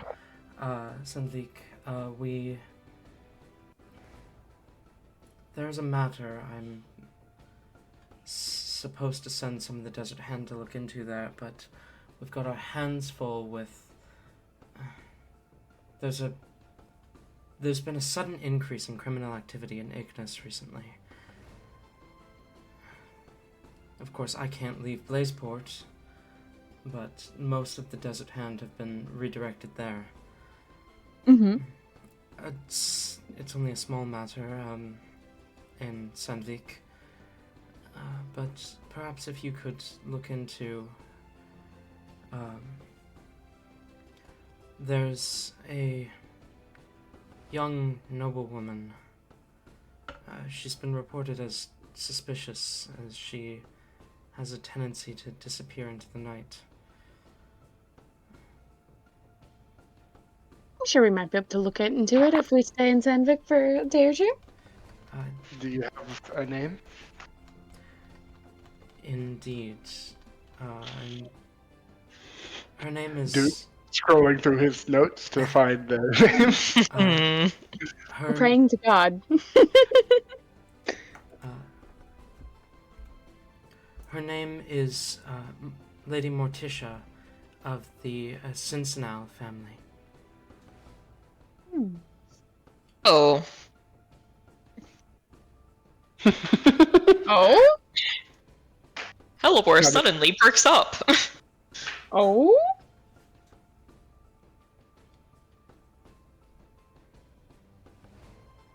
Like, she doesn't say anything, but, like, you can see her ears, like, she Hellebore cares said that now. name. Did Hellebore say that name before? I know that Yeah, was that- that was the person at the temple, right? Yeah. But did she tell us the name? I just want to know. If Yeah. Todd Oh, yeah, yeah, absolutely. She would have mentioned the name. Then Todd will smile and just say, "I believe it is within our power to look into this." Yes. Wonderful, thank you. I'm sorry to ask this of you. I'll pay in advance now, and I'll pay you twice as much when you return with sufficient information on where it is she disappears into the night. Quite generous of you. You said you're mercenaries. What do you usually charge? Well, it does depend on the job, but usually anywhere from 25 to 75 per day. Right. I'll pay an advance of 50, and I'll pay 100 when you get back with sufficient information. How does that sound? Works well enough for us. Quite agreeable. He quickly makes his way into a room in the back, returning shortly with a small pouch and hands it to you. That should be 50 gold. Real quick, like, as they disappear in there, Hellebore is gonna, like, jump up real quick and just, like, whisper as quietly as possible to Todd. What are we gonna tell them? like the reason she's disappearing is probably because like, she's a Mortem worshiper, but we can't say that, can we? So what are we gonna say? Like, how are we gonna do this? Todd will try to like put a hand on teleport or calm her down and just say, "We will figure this out later."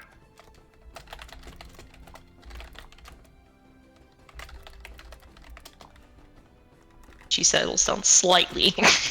We're gonna do a rain on this one. No plan, no thought, head empty. I have no idea if I charged the correct amount or not. I just pulled numbers. Yeah. I mean, we were going to go talk to her anyway, so getting paid at all is better than not getting paid. Getting paid 150 gold to do something we were already gonna do. This is just a super common name in Asunia, like this. Yeah. Like, Talon, imagine if someone came up to you and was like, "Hey, real quick, I will give you $500 if you play 10 hours of Fire Emblem Three Houses right now."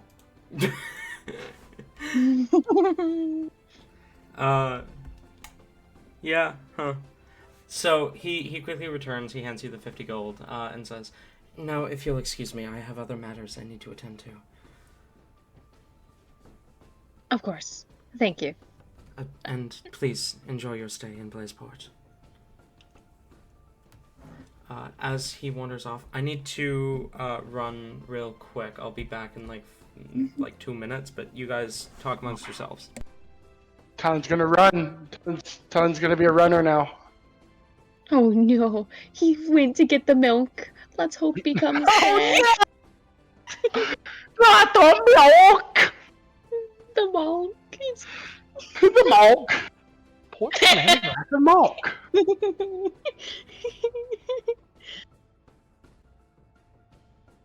Oh gosh. Sandy will turn to the rest of the party and after pocketing the rest of the gold. Yes, Sandy. Well, oh gosh, I want to ask how late into the day it is, but it seems like God has poor God. God has abandoned us, yeah. God is being biblically accurate. Very spicy. Fuck, we just lost like half of our viewers. Okay. I mean, considering that it was afternoon and like all we've done is like go and talk to these people, I can't imagine it's very late. Mm-hmm.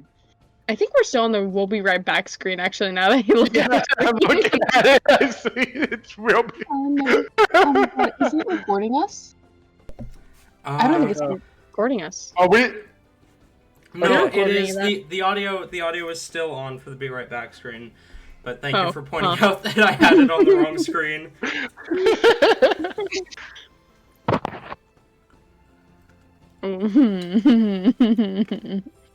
So, anyway, Sandy, what do? Yeah. Well, I think we should go venture around, see the sights, tourism. I still believe they should be moving as soon as we can, especially now that Zabadi is no longer our concern. I can't talk today. Or, hear me out, what if we try to find a cart or something that is also going the same direction to Sandvik, since I'm sure they have carts that go back and forth to the city. Maybe we can hitch a ride on one as like, a mercenary traveling group that's willing to protect it. Cheap for Sure. hire. That seems reasonable. That seems like an entirely different plan than the one you just said earlier. I mean, we gotta get to Sandvik, right? Indeed. We'll just be double booked for jobs. I guess we head to the stables? Is that where you'd pick up a job like that? You look for stables? Okay, Yeah. so specifically, we're looking for like some type of merchant cart or cart that is heading to Sandvik that we can try to get hired on as well, mercenary guards. Okay. Roll investigation. Why Who are we wants to suddenly so focused on money? try? You mean why is Rain suddenly so focused on money? Maybe because he's blown like a good 200 gold in the last 2 sessions? Investigation Yes. is 19. 21. Okay. Well, first and foremost, the first thing you discover, you can confidently state there are no stables at all anywhere in the city. Okay. In fact, you see no sign of horses at all within the city. Okay. But you do eventually locate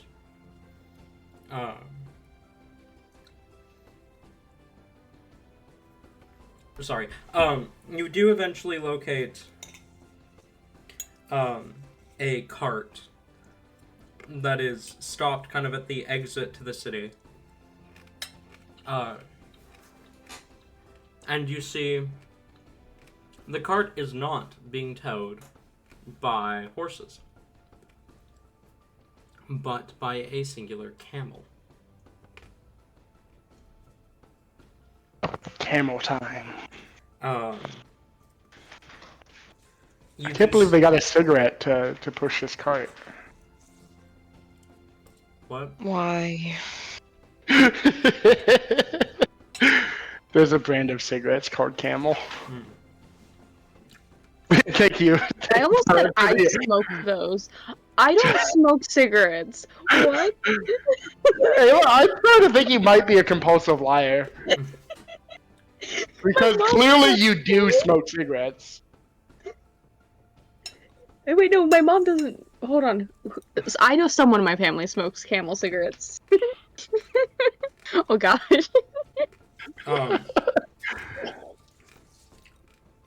You see, as you approach the merchant cart, there's a kind of younger man who turns his attention towards you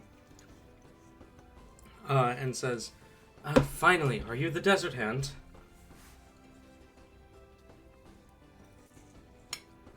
Not quite, but we are just freelance mercenaries.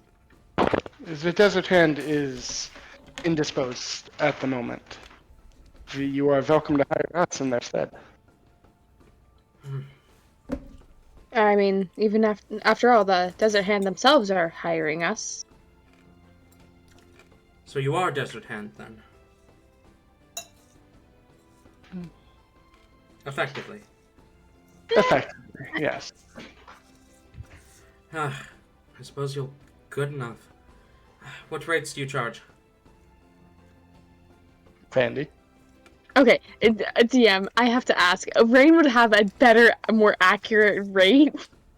What would be good rates for this? Because I'm sure Rain himself has. Oh gosh, don't make me pull out. How much was the party paid to transport goods at the beginning of this campaign? Oh god, what did I pay you for that? I think you guys got like 25 gold each. Yeah, but we're much more skilled now, so. Alright.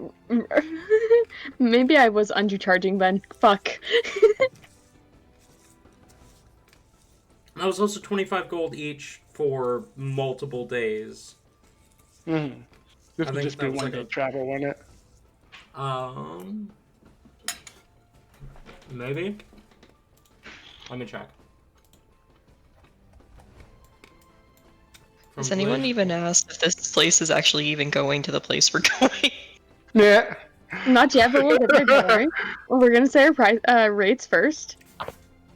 Blaiseport to Rain. Sandvik is 2 days on foot, but on cart would probably come down to a day, maybe day and a half. Alright. Rain will just say, well, it depends on what you're hiring us for, but normally our rates are about 75 for the 4 of us. 75. I swear, it gets more expensive every day.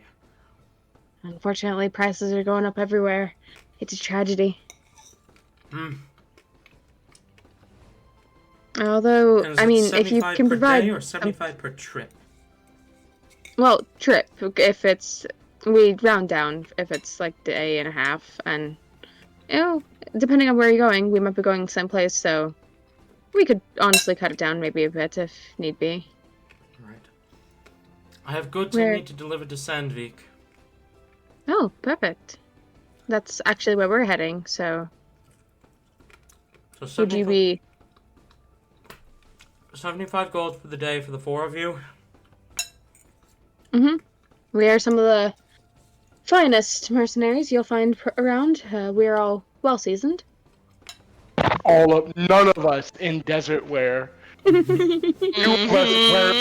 of us wearing black. Whatever. The roads are far too dangerous to do this alone anyway. You see he reaches into a pouch and quickly counts out some gold. And assuming that Sandy is the leader, seeing as Sandy was the one who did all the conversation, hands over about 40 gold and says, I'll give you the rest when we get there. Fair enough. Rain will pocket that 40 gold and just look to the others and just say, party gold?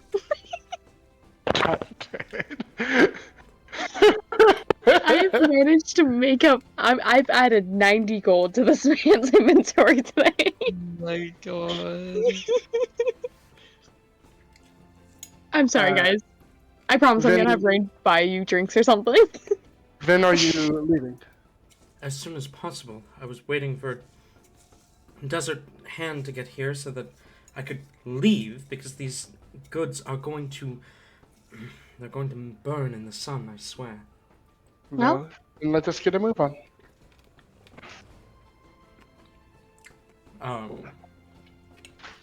As you begin to travel, is there anything you would like to do while you are within this camel-drawn cart?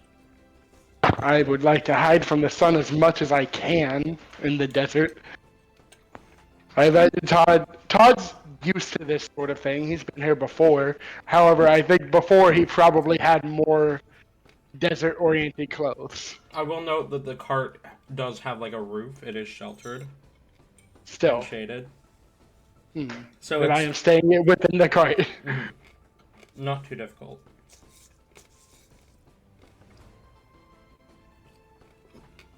What about the rest of you?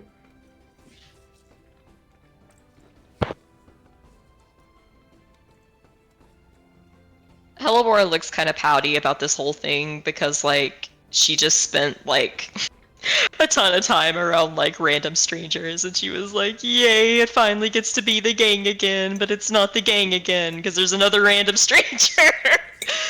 So, she's honestly doing the same thing, as Todd. She's just kind of, like, huddled in there.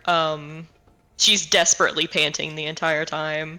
I'll at least say this, like, you have noticed, with Hellebore, like, she is not a desert-made creature. You've never seen her sweat. You doubt she has sweat glands. She just has panting.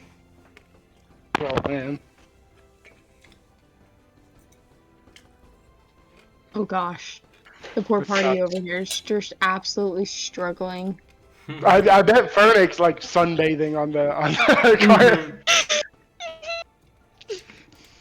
No, Fernick is absolutely like thriving.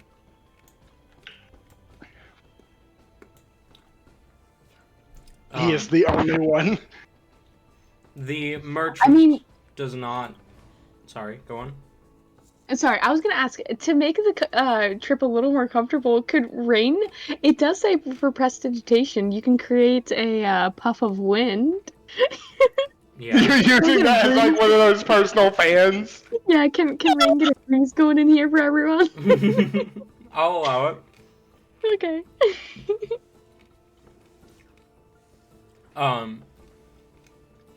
As the merchant does not seem to speak at all unless spoken to. The desert rolling out before you. Let me flip back over to this map now. As you travel, the city of Blazeport fading away behind you. Eventually, about halfway through the travel, the sun sets. And as the moons begin to rise, so too does the so too does the cold of the desert night. However, interestingly enough, the merchant does not stop the cart. This works for us. At least for me.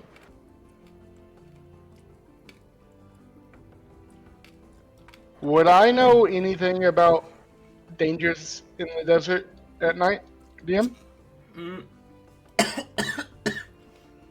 I mean, the last time you were here, it was said that there was a strange figure that would appear in the nights to strike down corrupt nobles by the name of Nosferatu. Mm-hmm. But you're confident that that's just a fairy tale, at least now. Mm-hmm.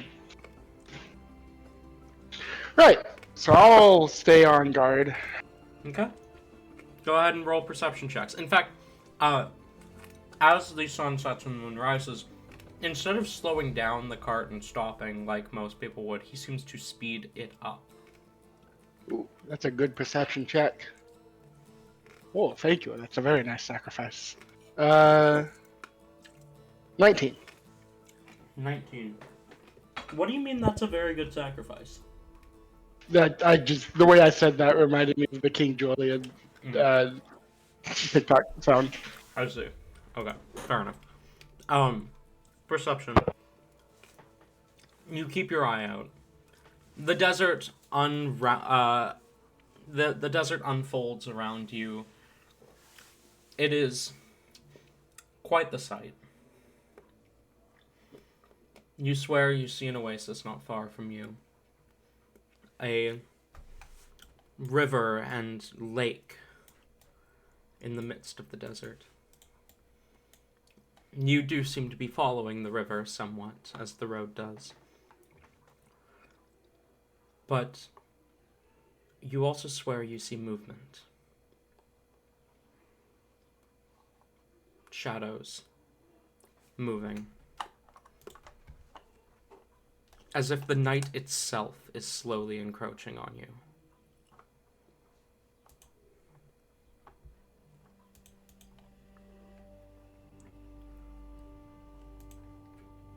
Can I get in the front with the merchant, sit next to him when it's night? Mm-hmm.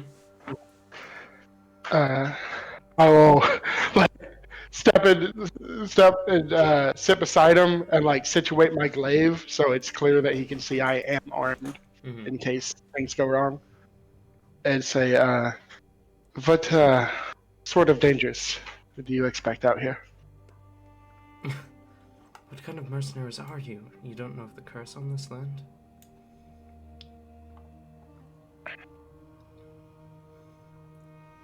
As the moon rises, the shadows awaken.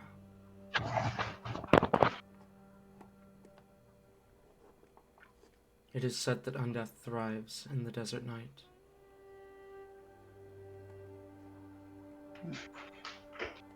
And the most terrifying creature of them all. One who walks the night, wielding a scythe like yours. A man.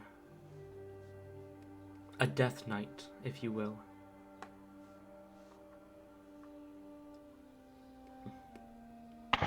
You know, Surely. Go on. when I was a kid, there were stories of a man who wielded a scythe. And his name was Nosferatu. It was said that he protected the innocents. It was a cautionary tale, but it was a heroic tale. Nowadays, the only man wielding a scythe that we hear about is simply known as the Night Death.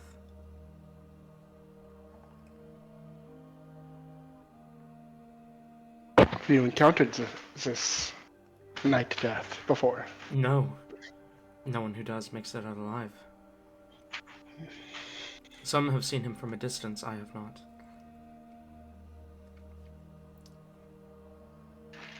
It is said that Nosferatu is trying to protect us from him, but to no avail.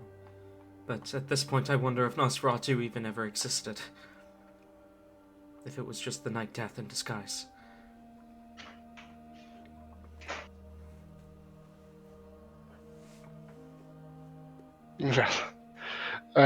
Todd kind of chuckles to try to ease tensions a bit. I have never put too much stock in fairy tales. If he encounters this Night Death, I am sure you will be the first to make it out alive. That is not why I hired you. If we encounter the Night Death, we are all dead. I hired you to protect from the other undead that awaken.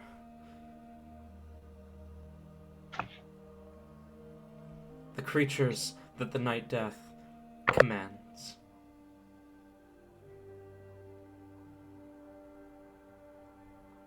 That is what you are to protect me from.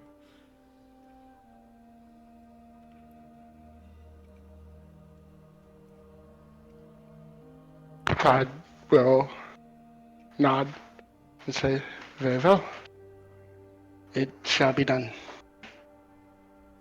However, as he kind of glances around, it seems tonight is a calm night for them. Lucky for us, yes? Possibly. Just means the return trip is going to be worse.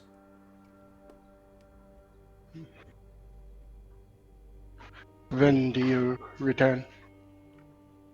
If all goes well, tomorrow.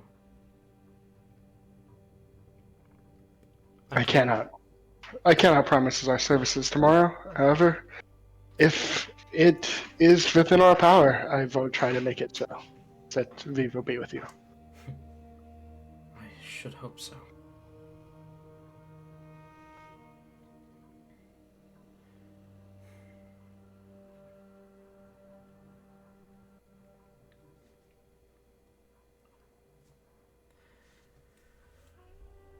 He is silent throughout the rest of the night.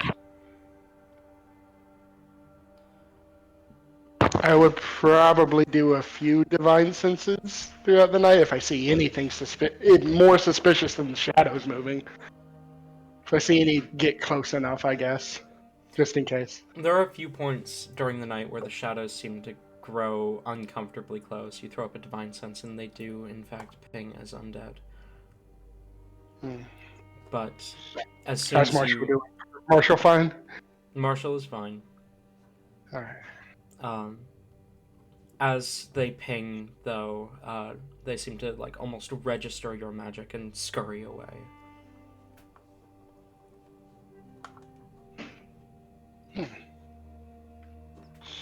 Well, that's interesting.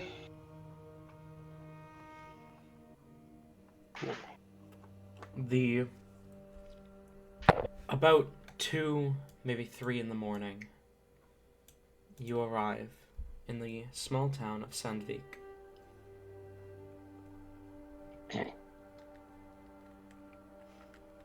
The noble, the merchant, thanks you, and quickly takes his cart to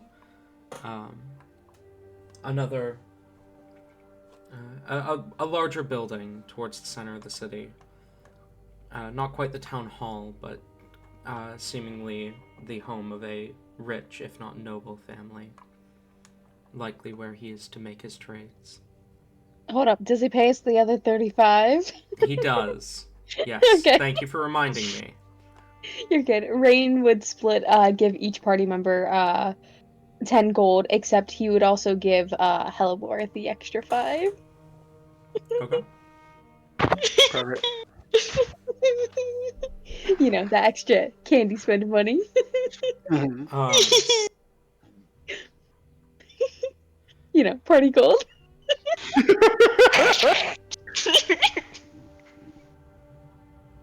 But you find yourselves in the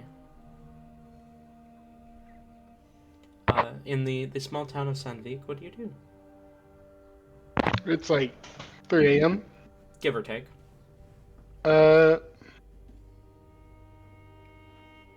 How tired is the party looking? Probably pretty tired. I mean, okay, never mind. I was about to say, like, I was about to say Helleber probably napped on the way, but no, if she saw these motherfucking moving ass shadows, like, she was up, like, teeth, like, chattering, scared to fucking death all night. So no, she looks dead ass tired. I feel like she still, actually will still look to the others, though. Do we want to look for her? Like, they said, like, at night, right? If she tends to the temple at night, she would be in Zagras Beach, or quite a while away, probably making her way back by now. Perhaps we should catch her the next night, after a rest. Do you think it's possible that the said Night Death could be whoever this is? I think that is what the Desert Hand is afraid of, but doubtful.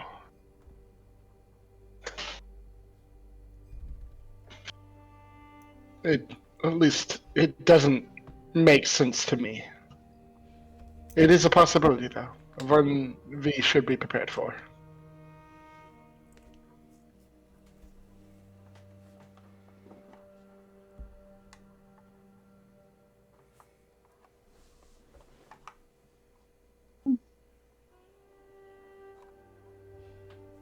No, just to see, like, obviously we haven't, like, established, like, any timelines or whatever, but would you say the last time she, like, is this a recent development? Like, the undead, like, the rumors, Yes. like, about all of this? Okay, so Yeah. this wasn't a thing before. Correct. This was not a thing the last time Hellebore came here. This was not a thing the last time Todd came here. Okay. When was the last time Hellebore came here? At least within the last 90 years. That's true. I'd say probably 25 to 30 years ago. Alright, Okay. alright. If that. That's a good time for a curse to happen. Yeah, that's good with me. Okay. Alright, I guess we look for an inn. I forget just how old Hellebore is. Mm-hmm. She ain't young. Rain's literally just a baby in the fucking party Immortals. Mm-hmm. You guys are able to find an inn pretty easily. It is the only inn in Sandvik, and is just labeled as Sandvik Inn. That's gonna suck if they ever open up a second one.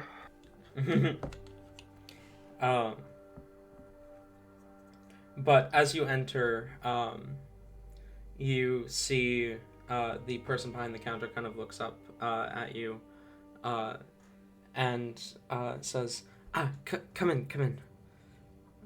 I presume you've just arrived? Yes. Good.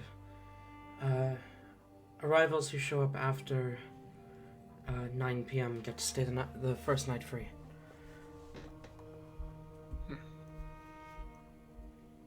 I thank you for your generosity. It's, we implemented it about 15 years back when the curse first fell upon this land. I see. They slide a key across the table. One room for... I assume just one room for the four of you? That should suffice, yes. Okay. Rain will pipe up with, and only 3 beds. Kind of scans the group as if trying to guess who is sleeping with who, but doesn't say anything as they say, of course. It'll be the 3rd room on the left, upstairs.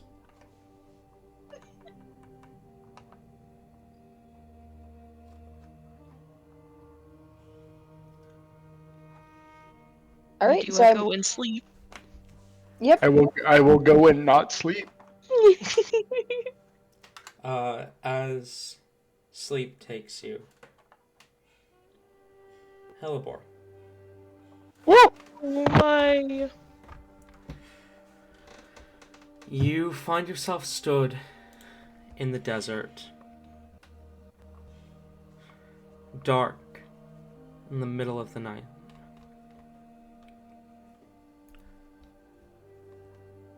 The cold desert night wind blows through you, chilling you to the bone. The shadows moving all around you. And then your eyes lock on a figure. Vaguely humanoid. Dressed in black metal armor.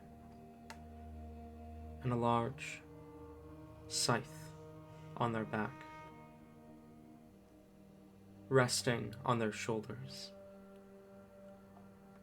They seem to turn to look towards you.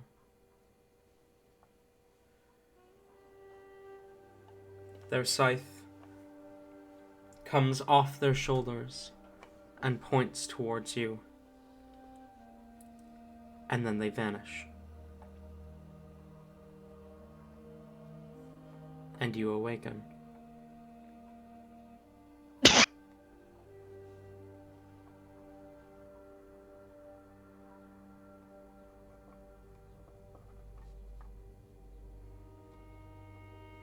Okay. Do you wake up Well- does she wake up in the middle of the night, or does she wake up At like normal what she would normally wake-up do? time. Okay. Yeah. Okay. That'd be a Alright. terrifying dream to have in the middle of the night.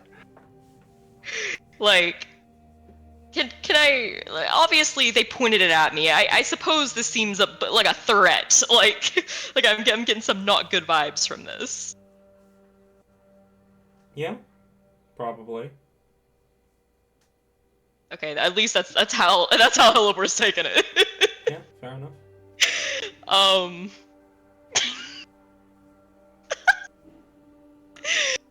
She wakes up and you see her immediately go for, the dream journal.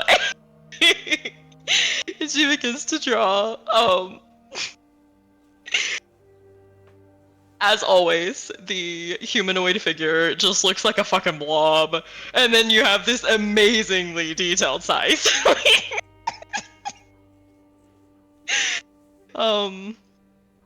She draws like a comedically like angry, threatening like face on them, like pointed toward just like a vaguely cat-like figure that's like frowning, like a little tear underneath.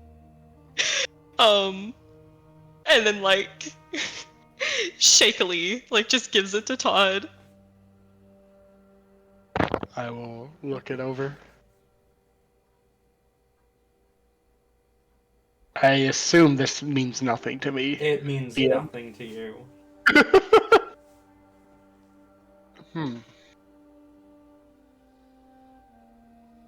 Well, I believe this is further evidence that we should not stay here any longer than we need to. I'm not sure, like if that was a dream, or if that was a dream, because I don't know if you could tell, but I was slightly spooked of all, maybe it was just like a normal nightmare, and not like a mean something nightmare. Surely, I mean, regular dreams are still a thing, so it's Yes, possible. I believe we shouldn't rule that out. Uh, Rain, dream check? Nothing? Rain will shake his head. No. Fernick? Fernick! No. Alright. I didn't sleep a wink. Canonically, let's give Fernick exhaustion for when he gets back. Fernick takes off his armor and throws it out into the desert. Yeah. Alright. Then Todd will stand up and say, well, in an effort to keep us from staying here any longer, let us go find Morticia. You know, she stays here now. That is a good sign.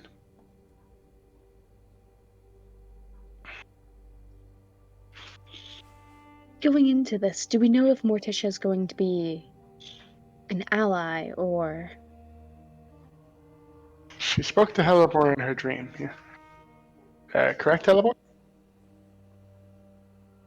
well, I think it was like the angel pretending to be them, but I don't think that they would send me to someone who was just gonna want to kill us.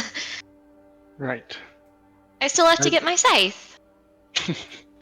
I believe being upfront but discreet would be good. Do not tell anyone why we are looking for Morticia, and do not tell Morticia why we are here around anyone. But when we have her alone, we might as well be honest.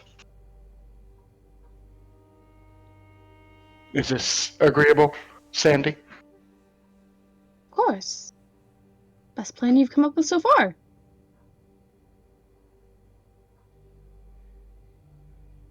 Alright, we get to it. We go out onto town. We have flyers. The flyers just say the word Morticia.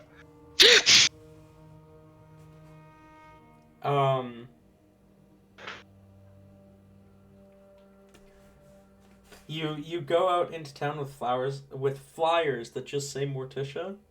Yep, and we show them to people, and we're like, you know who this is? Have you seen this person?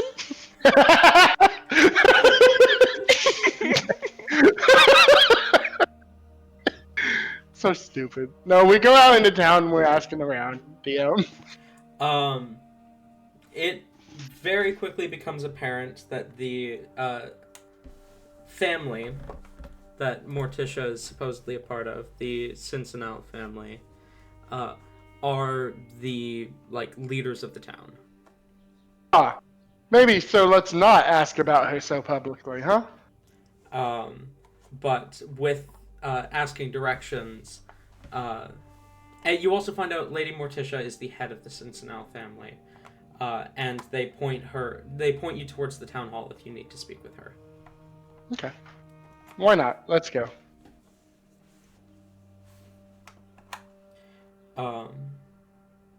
You make your way to the town hall.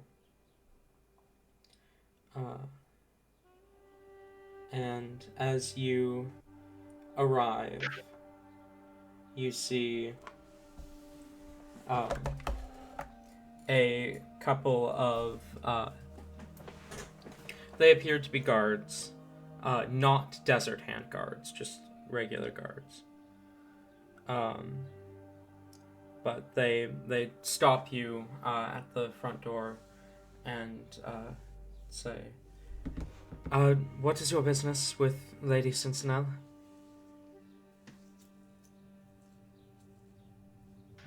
Our business is not to be disclosed so easily. I'm afraid if she is busy, we can come back later, but we will need to see her. I apologize. Only registered citizens of Sandvik may see her without appointment. Maybe make an appointment then. You may. The guard pulls out a book and begins to flip through. The nearest date that she has open for appointment is 2 weeks from now. Todd looks surprised. There is that many non-citizens here. Many citizens choose to make appointments because if you attempt to see her without an appointment, we can't guarantee we get you in until she is free, and she's usually not. It is just that citizens can see her without appointment. Doesn't mean they do. Rain is going to nod. Well, Though it is also that ambassadors from Ignis and Blazeport have meetings scheduled throughout that time as well. Would it change your opinion on the matter at all if we were sent on behalf of the Desert Hand? I apologize, the Desert Hand does not get any priority, and besides, you are not dressed in the Desert Hand uniform. You have no. Unless you have identification, I can't even confirm that information.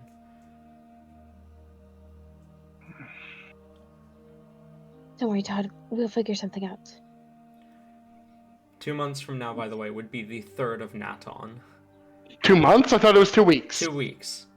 Okay. I said months, I meant weeks. Okay. 2 weeks would be the 3rd of Naton, which is next month. Very well. If that is the earliest it can be done, so be it. So you wish to make an appointment for Naton 3rd? Yes. She has a 20-minute window from 1:10 to 1:30. Helivore is like actively like tugging on like Todd's clothing at this point. Like I will lean down to Helivore. Why don't we try like that's so long. Why don't we like do this first? I put a hand on Helivore's shoulder and says, "Trust me." I'll From step back 1:10 up. to 1:30 p.m. on Naton the 3rd. Should I pencil you in? That will do. Yes. Name? Sandy. Sandy. Last name? Rorvik. Sandy. What did Rain say? Rorvik. Roravec. Sandy Roravec. Understood. Closes the book. Alright. I will see you in 2 weeks then. Well, I probably won't, but we will. Okay.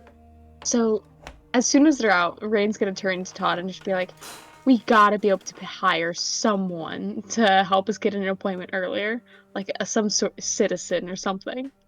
I was simply going to wait until she left at night and follow her. That works too. Oh yeah, that is smart. Did not want to tip the guards off, however. Hey, what time of day is it? It's still very early, right? Yeah. Well, yeah, it's probably like 9 a.m. considering you guys went to sleep at like 3 a.m. I will look to the three of them and say, I propose you three get an early rest tonight so that you may be up during nightfall.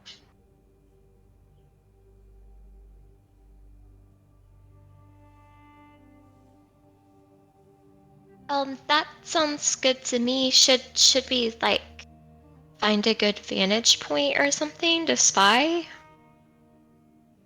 Looking around the town here, is there anywhere that would be a good vantage point to spy? Um, the town is pretty flat. There's no elevated points, unless you're gonna climb onto roofs. Um, there is, Which I imagine would be disruptive. yes, there is what appears to be a, like basically just a bar, like not a full tavern, not a full inn, um, a bar that's just across the street from the town hall that you could probably wait in and keep an eye on the town hall from. Okay. Do we know if the town hall is also her house? It seems to be. Okay. All right, then. I guess we wait again. Indeed. As you find a place at the bar across the street, it's got an outdoor seating area and an indoor seating area, wherever you want to set up. Quick, Rain, Hellebore, fall asleep. See if you get another dream. I might just. Oh. Wait, you're talking about rain. Hey, like, you don't gotta tell me twice. No, I've been getting up 2 hours earlier to go into work. Oh, no. Alright. Yeah, I mean, I can't really think of anything good and safe that we can do other than wait at the bar. Yeah. Do some day drinking. Fair enough. I mean, Day drinking always the safest activity. personally, Rain, like, he's definitely down for day drinking. Mm-hmm. We're in a new continent after all. They've got to have some good stuff. Mm-hmm. Mm-hmm. Rain's gonna get super drunk. No, he's not gonna get that bad, but he will definitely try a drink. Hellebore is going to make sure to be well rested. She's Okay. napping. Oh, you're napping? Napping. Mm-hmm. Well, while you're Oh napping. boy. We're dream min-maxing. Oh my god. I'm not doing it because of that. I feel like she wants to be responsible, guys. You sleep well during your nap. Cool. Rain. The drinks here are very different from what you usually get. In fact, the drinks at this bar don't seem to have any alcohol content. Oh shit. They appear to be almost like fruit juices made of like cactus juice, and various other of the like 6 plants that grow in this region.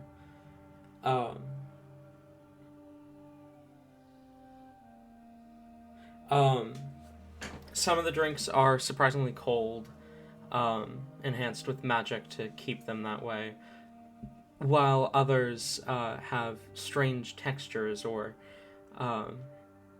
colors or whatnot. It is a vastly different experience to drinking in the kingdom or the empire. Duly noted. Rain will continue on drinking then, less concerned about getting drunk. Now he will keep an eye out though for like other members of the bar. He doesn't want to be disrespectful or do something funky and weird, so he'll, keep the social awareness up. Okay. Roll perception for me.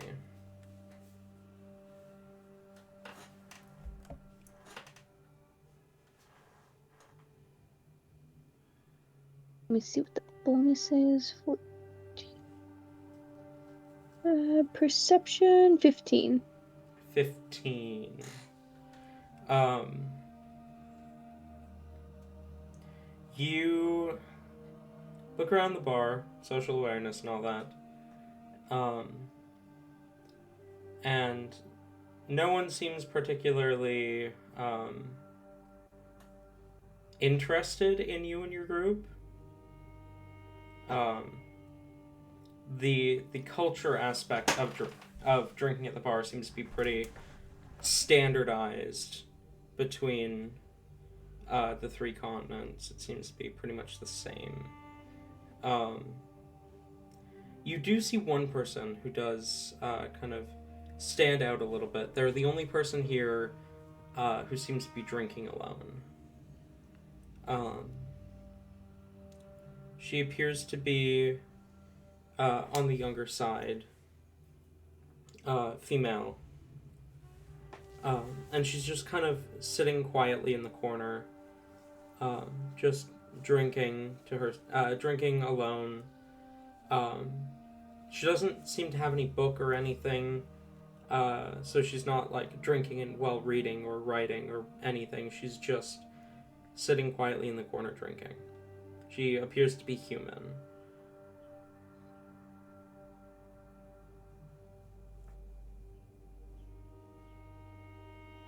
That was a lot of detail. It makes me feel like, they're sort of important, but Rain realizes we are on a time schedule type deal. So he probably wouldn't go over and like immediately go to interact because we've got what, 2 hours here-ish, right? I don't remember. Something like that. Mhm. You've Yeah, got a it's bit of definitely time. not like a long period of time.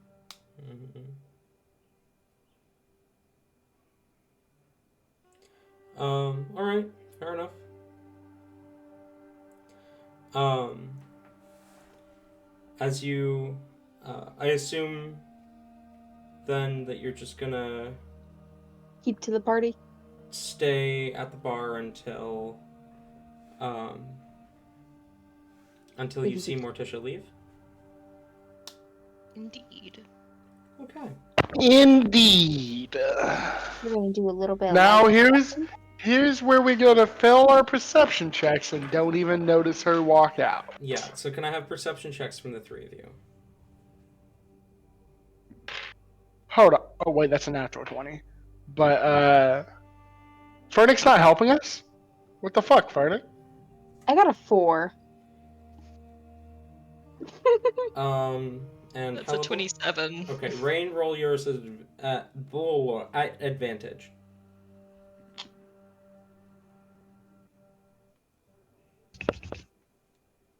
That's a 7. Nice.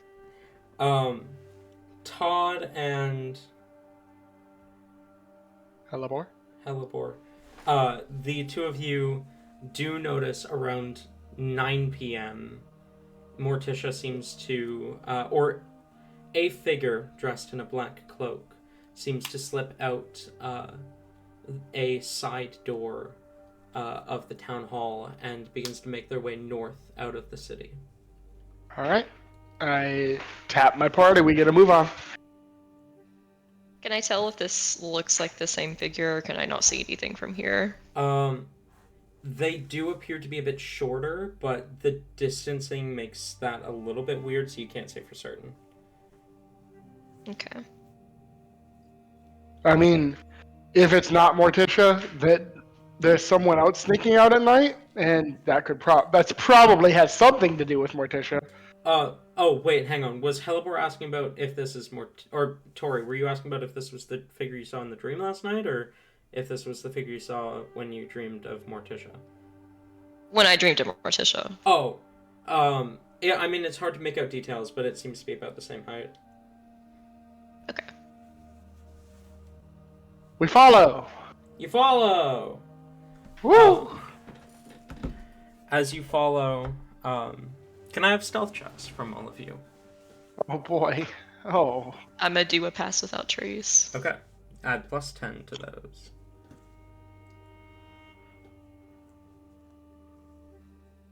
Okay, first one's good. I have disadvantage though.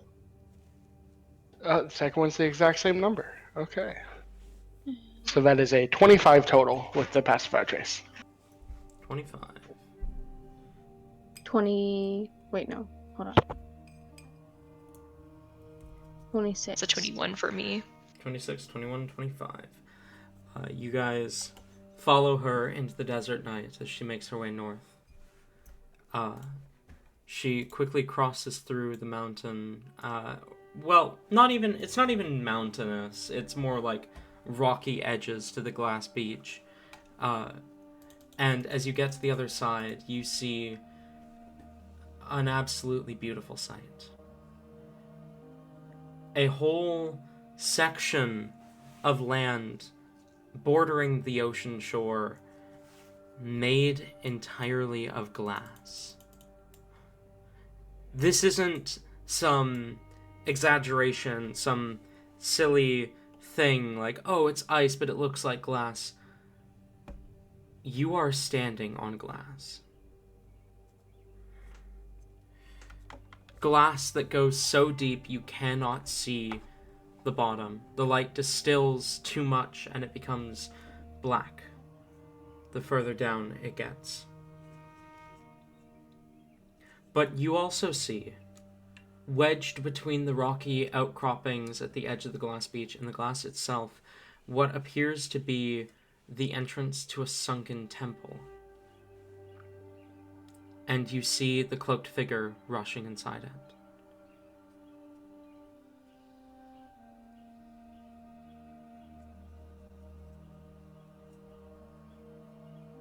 We follow. Before the party actually goes into the temple,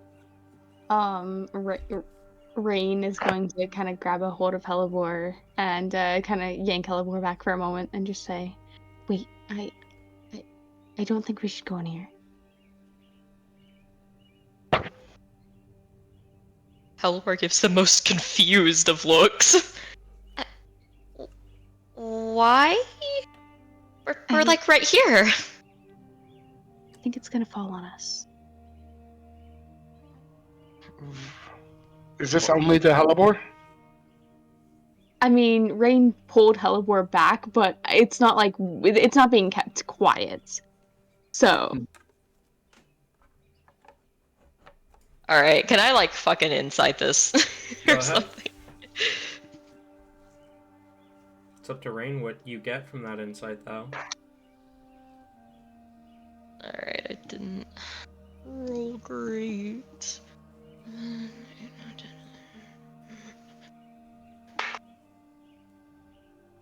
That's not too bad still. That's a 16.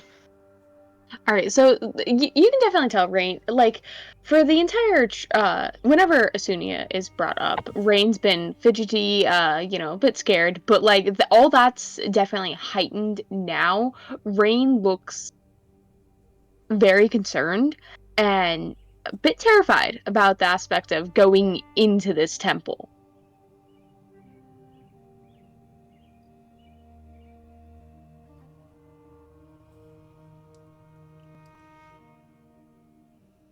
I mean, given the way that, like, Rain has done everything that he can to try to, like, get out of this over and over again, I feel like Hellebore is immediately thinking, like, this has gotta be another scheme. Like, Oh no! like,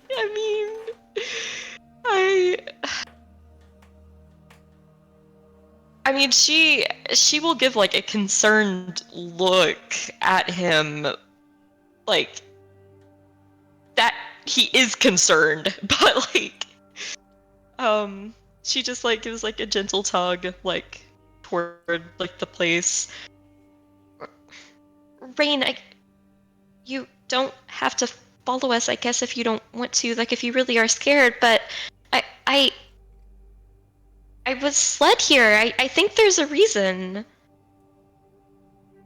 I can't just not follow that. Alright. But if you need to be willing to get out of here at a moment's notice, okay? As quick as you can. Of It course. doesn't matter I if you have to leave someone behind, Telebor. You have to get out of here as quick as possible if something happens. Promise? I'm not leaving any of you behind, but I do promise I will be on complete and total guard. You might have to leave someone behind, Telebor.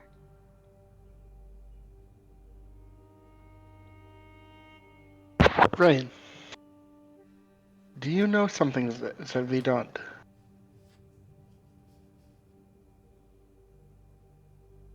I know that coming here is a bad idea, and we shouldn't even be on this continent. Rain, this is exactly what we went over before. Please, if you know something, just tell us. That's what I know is this place has history. Yeah, so does like all the other temples we've been to?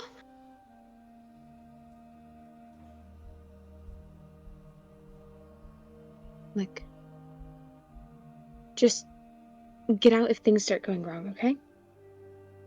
Let's go.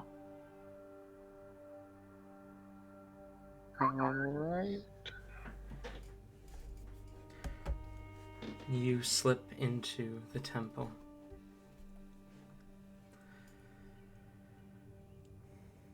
Immediately, the air feels different. Todd, it feels familiar to you in a sense. Not in the sense that you've been here specifically, but in the sense that this is a power. Whatever watches over this temple, you know it well. As your footsteps echo against the stone walls, you make your way through the hall and deeper into the temple until you find yourself stood in a large antechamber. The temple itself is sunken and at an angle. But as you enter into the antechamber, you see a large statue depicting a tall figure. They appear to be elven in nature, a massive scythe held in hand, and beautiful black armor bearing the crest of Mortem. A statue of Mortem. At the base of the statue, you see, knelt before it, Morticia. As soon as she hears you enter, though, she quickly gets her feet, turning around, and has a spear pointed towards you as she says, "I warn you, adventurers, this temple is protected."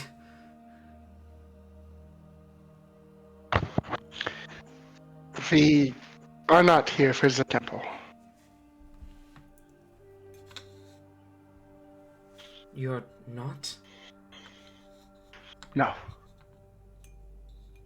At least, not directly. You're not here to scavenge this temple for any last remains of whatever civilization built it? No. And if I don't believe you? Well, that's for you to decide. If you're not here for the temple, what are you here for? What to hell for? Teleport jumps. This entire time, she has been looking for a fucking gift box with like 2 Hellebore written.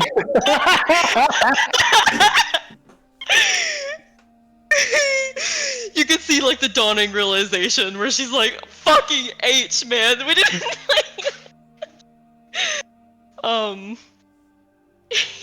I can assume. Is this the same figure I saw like in the dream? Like this is Morticia, Yes, and this is this the same is- temple as well. Yes, distinctly. Okay.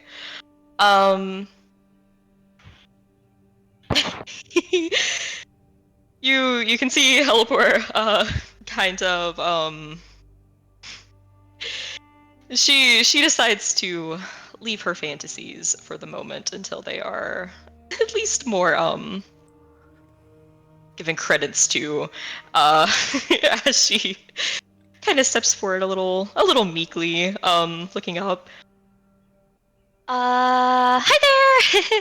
I'm Elibor. I was actually led here to I like think I'm supposed to meet you here by like an angel in my dreams. An angel sent you here. Yes. A temple to one of the heretics. Yes. Is that strange to you? Oddly, no, it's not. Good. What's strange is that you believed that it was an angel, and that you followed it.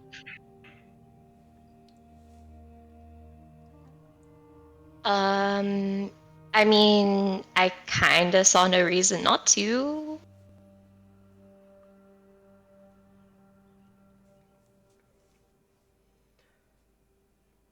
So you didn't hear about me? You weren't expecting me? Nothing like that? I haven't expected visitors at this temple in, well, since I started taking care of it. When was that? 20 years ago. I had just turned 14 when my mother...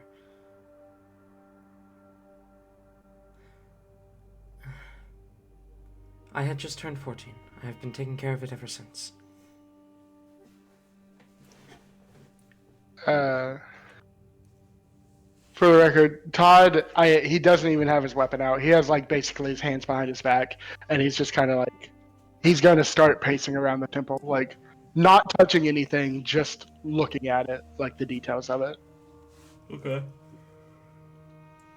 Helipor's doing the same thing, but excitedly. Like, she's not touching anything, but she's like putting her face 1 inch from it. The main antechamber that you're in right now, the walls appear to be made of a black stone, with very intricate designs carved into them depicting ancient battles from the War of Heroes, but painted in a different light than you usually see them. They follow Mortem as a tragic hero as opposed to the whirlwind of death that he's usually viewed as in legend. A man who lost everything trying to fight for what he believed in. A man who who he himself eventually fell to his own wickedness. But only after fighting so hard.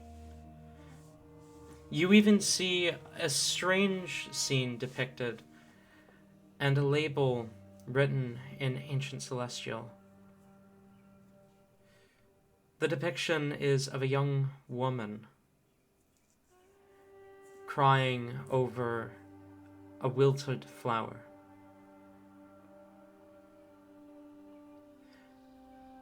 And the writing in Ancient Celestial reads, Mortem mourns his power.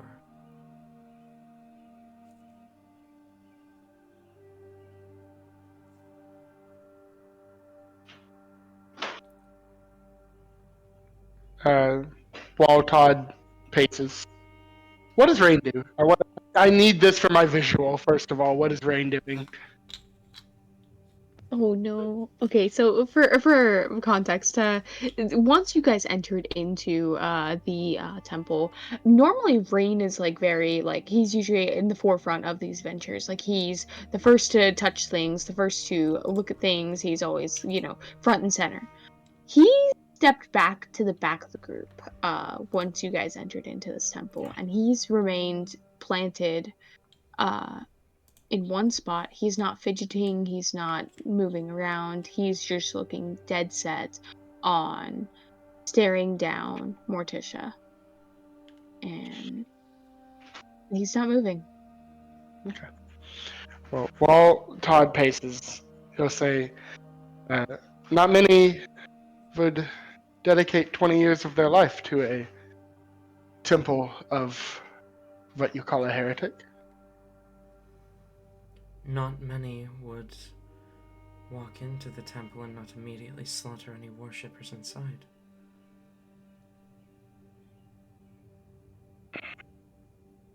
We have established we are both unique, then.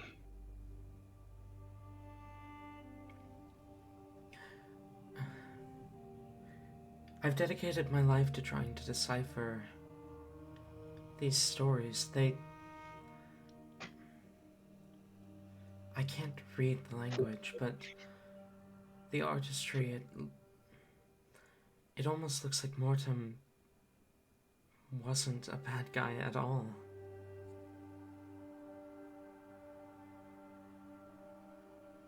Like this one, for example. She approaches one that is labeled Mortem, like written in Ancient Celestial, is labeled Mortem, lost to his own wickedness, succumbs to... How are you feeling? Ayla? Ayla? My fucking sister sent me a TikTok. Then mute before you watch it. Silly. I didn't even mean to press it. Anyway, it reads Mortem, succumb to his own wickedness, or, succumb to his own wickedness, falls back upon death itself. And you see the depiction is of a man, Mortem, a very somber look on his face, and what appears to be an army behind him. To his... let me double check my notes here, hang on.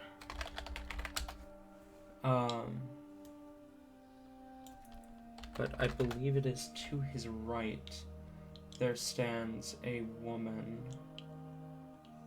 Hang on, sorry,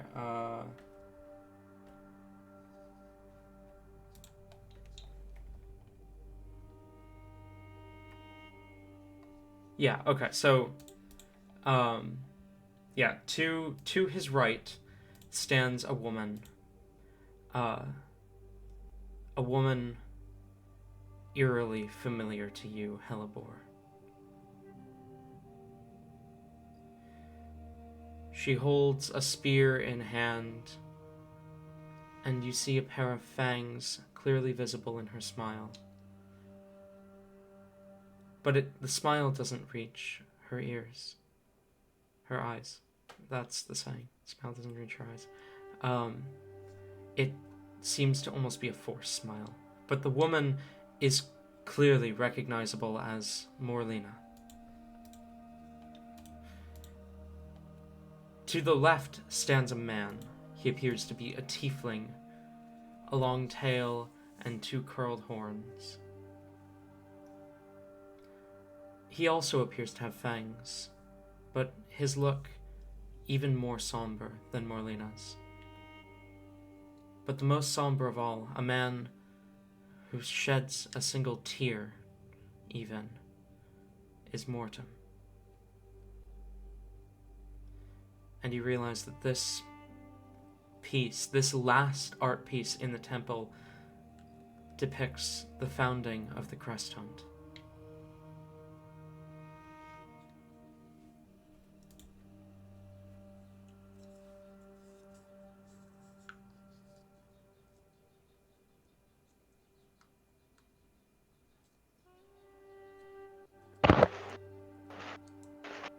Morticia. Hmm?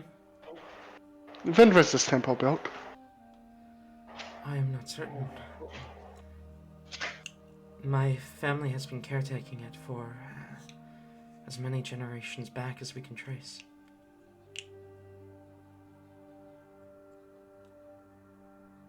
Well, save for my brother, who ran off to do other things, following in his father's footsteps.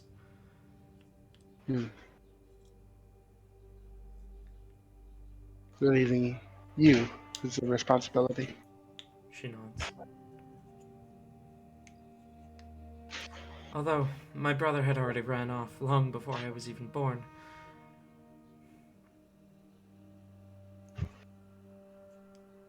The age gap between us is quite large.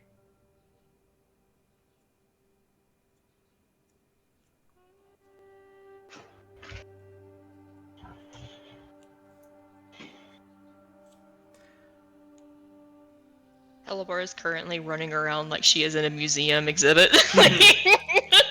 like squinting, reading like every line of text, like oohing, awing, like making notations, like it is like everyone else is like so somber and serious, and then like you just hear like pitter pitter pitter patter, like scribble drawing. Ooh, that's cool. Like You're welcome to look it over as much Adorable. as you'd like, but my family has been trying to translate these for as long as we can remember and have not been able to find the meaning beyond what is carved. Todd, what? Totally, for like the- probably translate it for you. Todd, for the record, is the exact opposite of Hellebore in this situation. He is walking from like piece to piece, like standing there examining each like for a good few minutes before moving on to the next one. What's interesting to you, Todd, is, at least as far as you are aware, there is not a single inaccuracy within these carvings. Yeah, I, Tabby, have noticed that, and it is worrying. What So we went into the temple through one pathway. What other doorways are there throughout the temple? There is a door both to the right and the left of the Mortem statue. And there is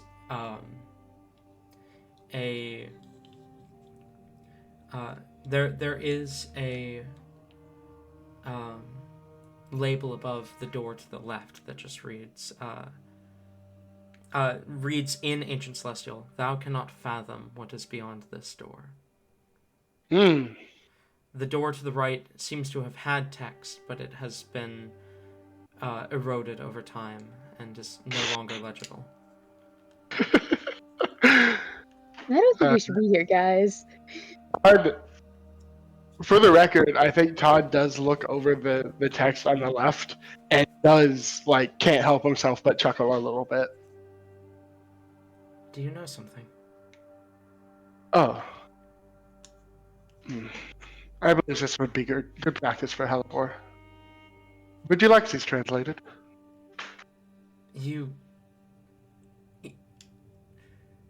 They're... Oh, I will turn and look directly at Patricia as she is about to talk. You know how to read Ancient Celestial? I do. I didn't know that was possible. I thought anyone who had ever been able to read it had been lost to time. Or... They have. But you claim to be able to? I also have been lost to time. In a way. Hellebore! Am I lost to time? Aren't we all? Would you like to start from the beginning? I mean, I feel like Hellebore has already been translating all of this. Like, that's part of like her going to like each exhibit, essentially. I meant bring over your notes. Yeah, and we will cover them from the beginning. She will bring over the notes. Also, what do I get out of this? So, each of the depictions seem to follow the life of Mortem. The very first one, a elven woman crying over a wilted flower labeled as Mortem mourns his power, all the way through to Mortem succumbs to his wickedness and becomes one with death himself. There are only 3 that take place before the War of Heroes, however. The first, of course, Mortem mourns his power. The second, labeled as the founding of the Jungle Sanctuary, and shows that same elven woman stood deep within a jungle in front of a large stone keep. And you see the keep itself stood in a jungle. Go ahead and roll me a history check.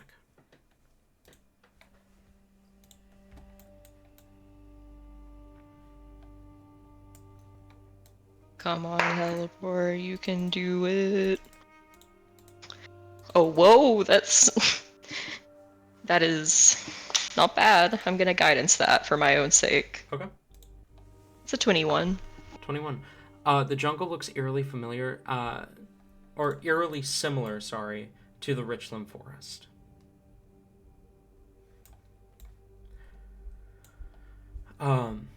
The third then depicts Mortem stood over what appears to be a draconic corpse, depicted, or with the title, "The Council Fells the Dragon Attack." Then the next one shows Mortem stood atop a mountain, looking down as armies begin to clash, titled "Death Goes to War." From there, you see depictions of various battles from the War of Heroes.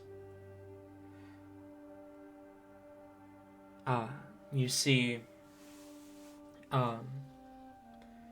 there is one labeled as the Fall of the Winter Prince, and you see it is depicted with Mortem stood over the fallen body of Monmor of the Council. You see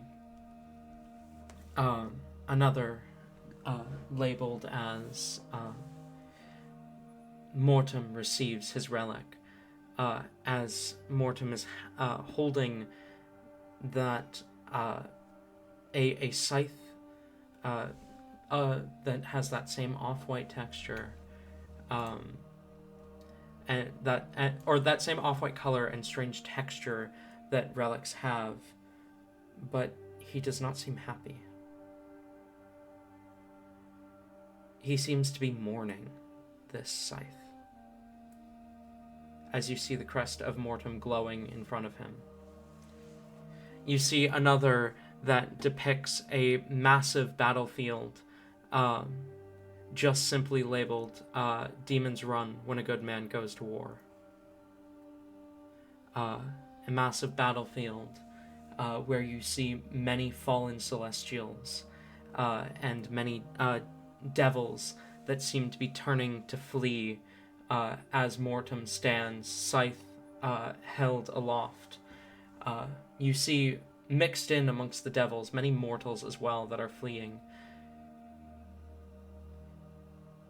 And the final depiction before the crest hunt forming is simply titled The Betrayal.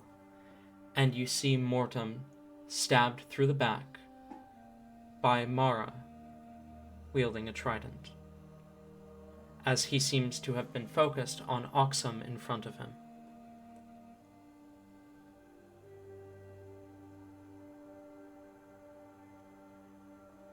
There are other battles depicted as well. They seem to narrate Mortem's life all across this temple wall. One by one, you see battle after battle, but despite being surrounded by death, something the legends will tell you Mortem loved, he never looks happy. The only depiction that he looks happy in is when he is standing over the corpse of the dragon, but even then, that smile doesn't reach his eyes. By the time you get to the betrayal, he doesn't look upset. He looks contempt. His eyes hold 1,000 years of wisdom.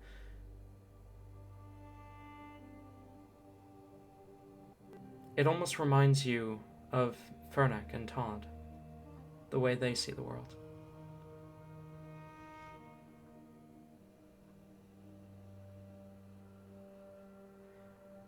Well, fucking hell, man. All right.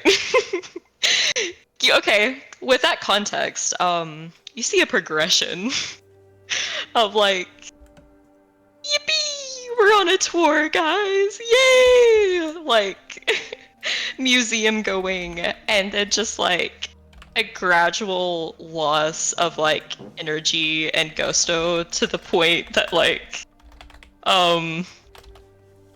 by the end of it, Hellebore, I mean, genuinely, I feel like she's crying. Like, Hellebore is that fucking empathetic. Like, you the fucking tragedy hits. um, like, you kind of, like, tell her to give the book over, at first, and she just kind of doesn't register it at first or respond, as she's just kind of, like, staring, probably like at the last one, especially in a mix of just like sadness and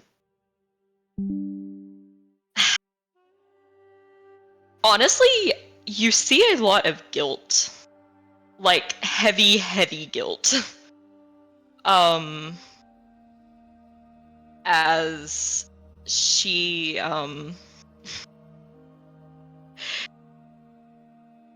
kind of like defeated, just like walks up to Morticia. Here you go. I translated it. You can read it.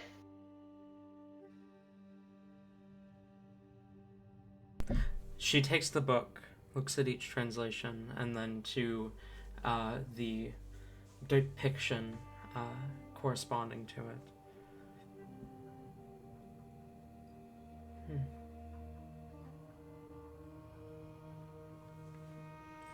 I see.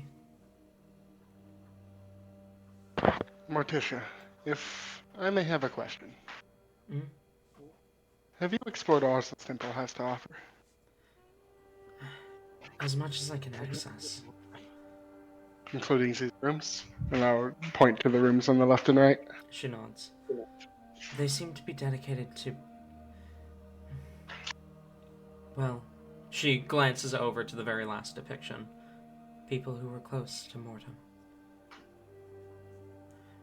Beyond those rooms, deeper into the temple, there are rest quarters, a kitchen, though it's fallen into disrepair some time ago.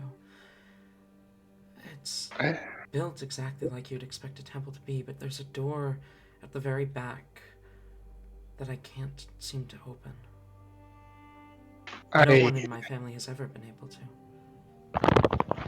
I feel I must ask, as you are the temple's only caretaker. May I explore? She opens her mouth as if to respond, and then she glances down at the book and looks back up at you. I hate to ask more of you than what you've already done for me, but answer me this question, and you may. Who are you? Who are you really?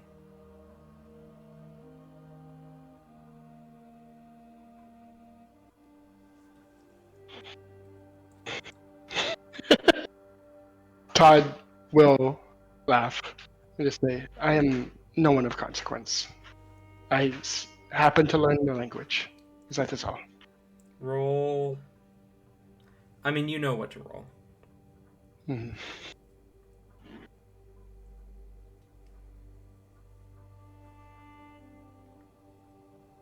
Can I have advantage, TM? That is, that's a total of 9 without advantage. She looks at you for a second. She kind of sighs and says, I should have known you wouldn't tell me. She hands the book back to Hellebore and says, you may be my guest. But I want to come with you. Keep an eye on you just to be safe. I hope that's alright. It is only fair. She nods.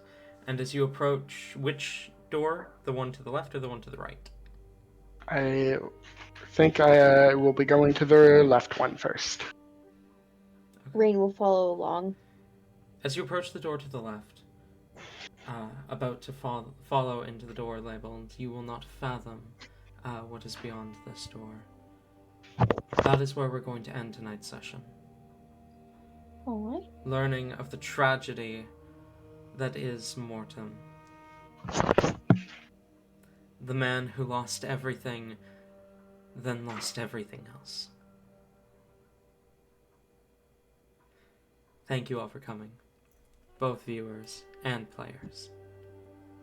And I look forward to seeing you all again next time. Goodbye.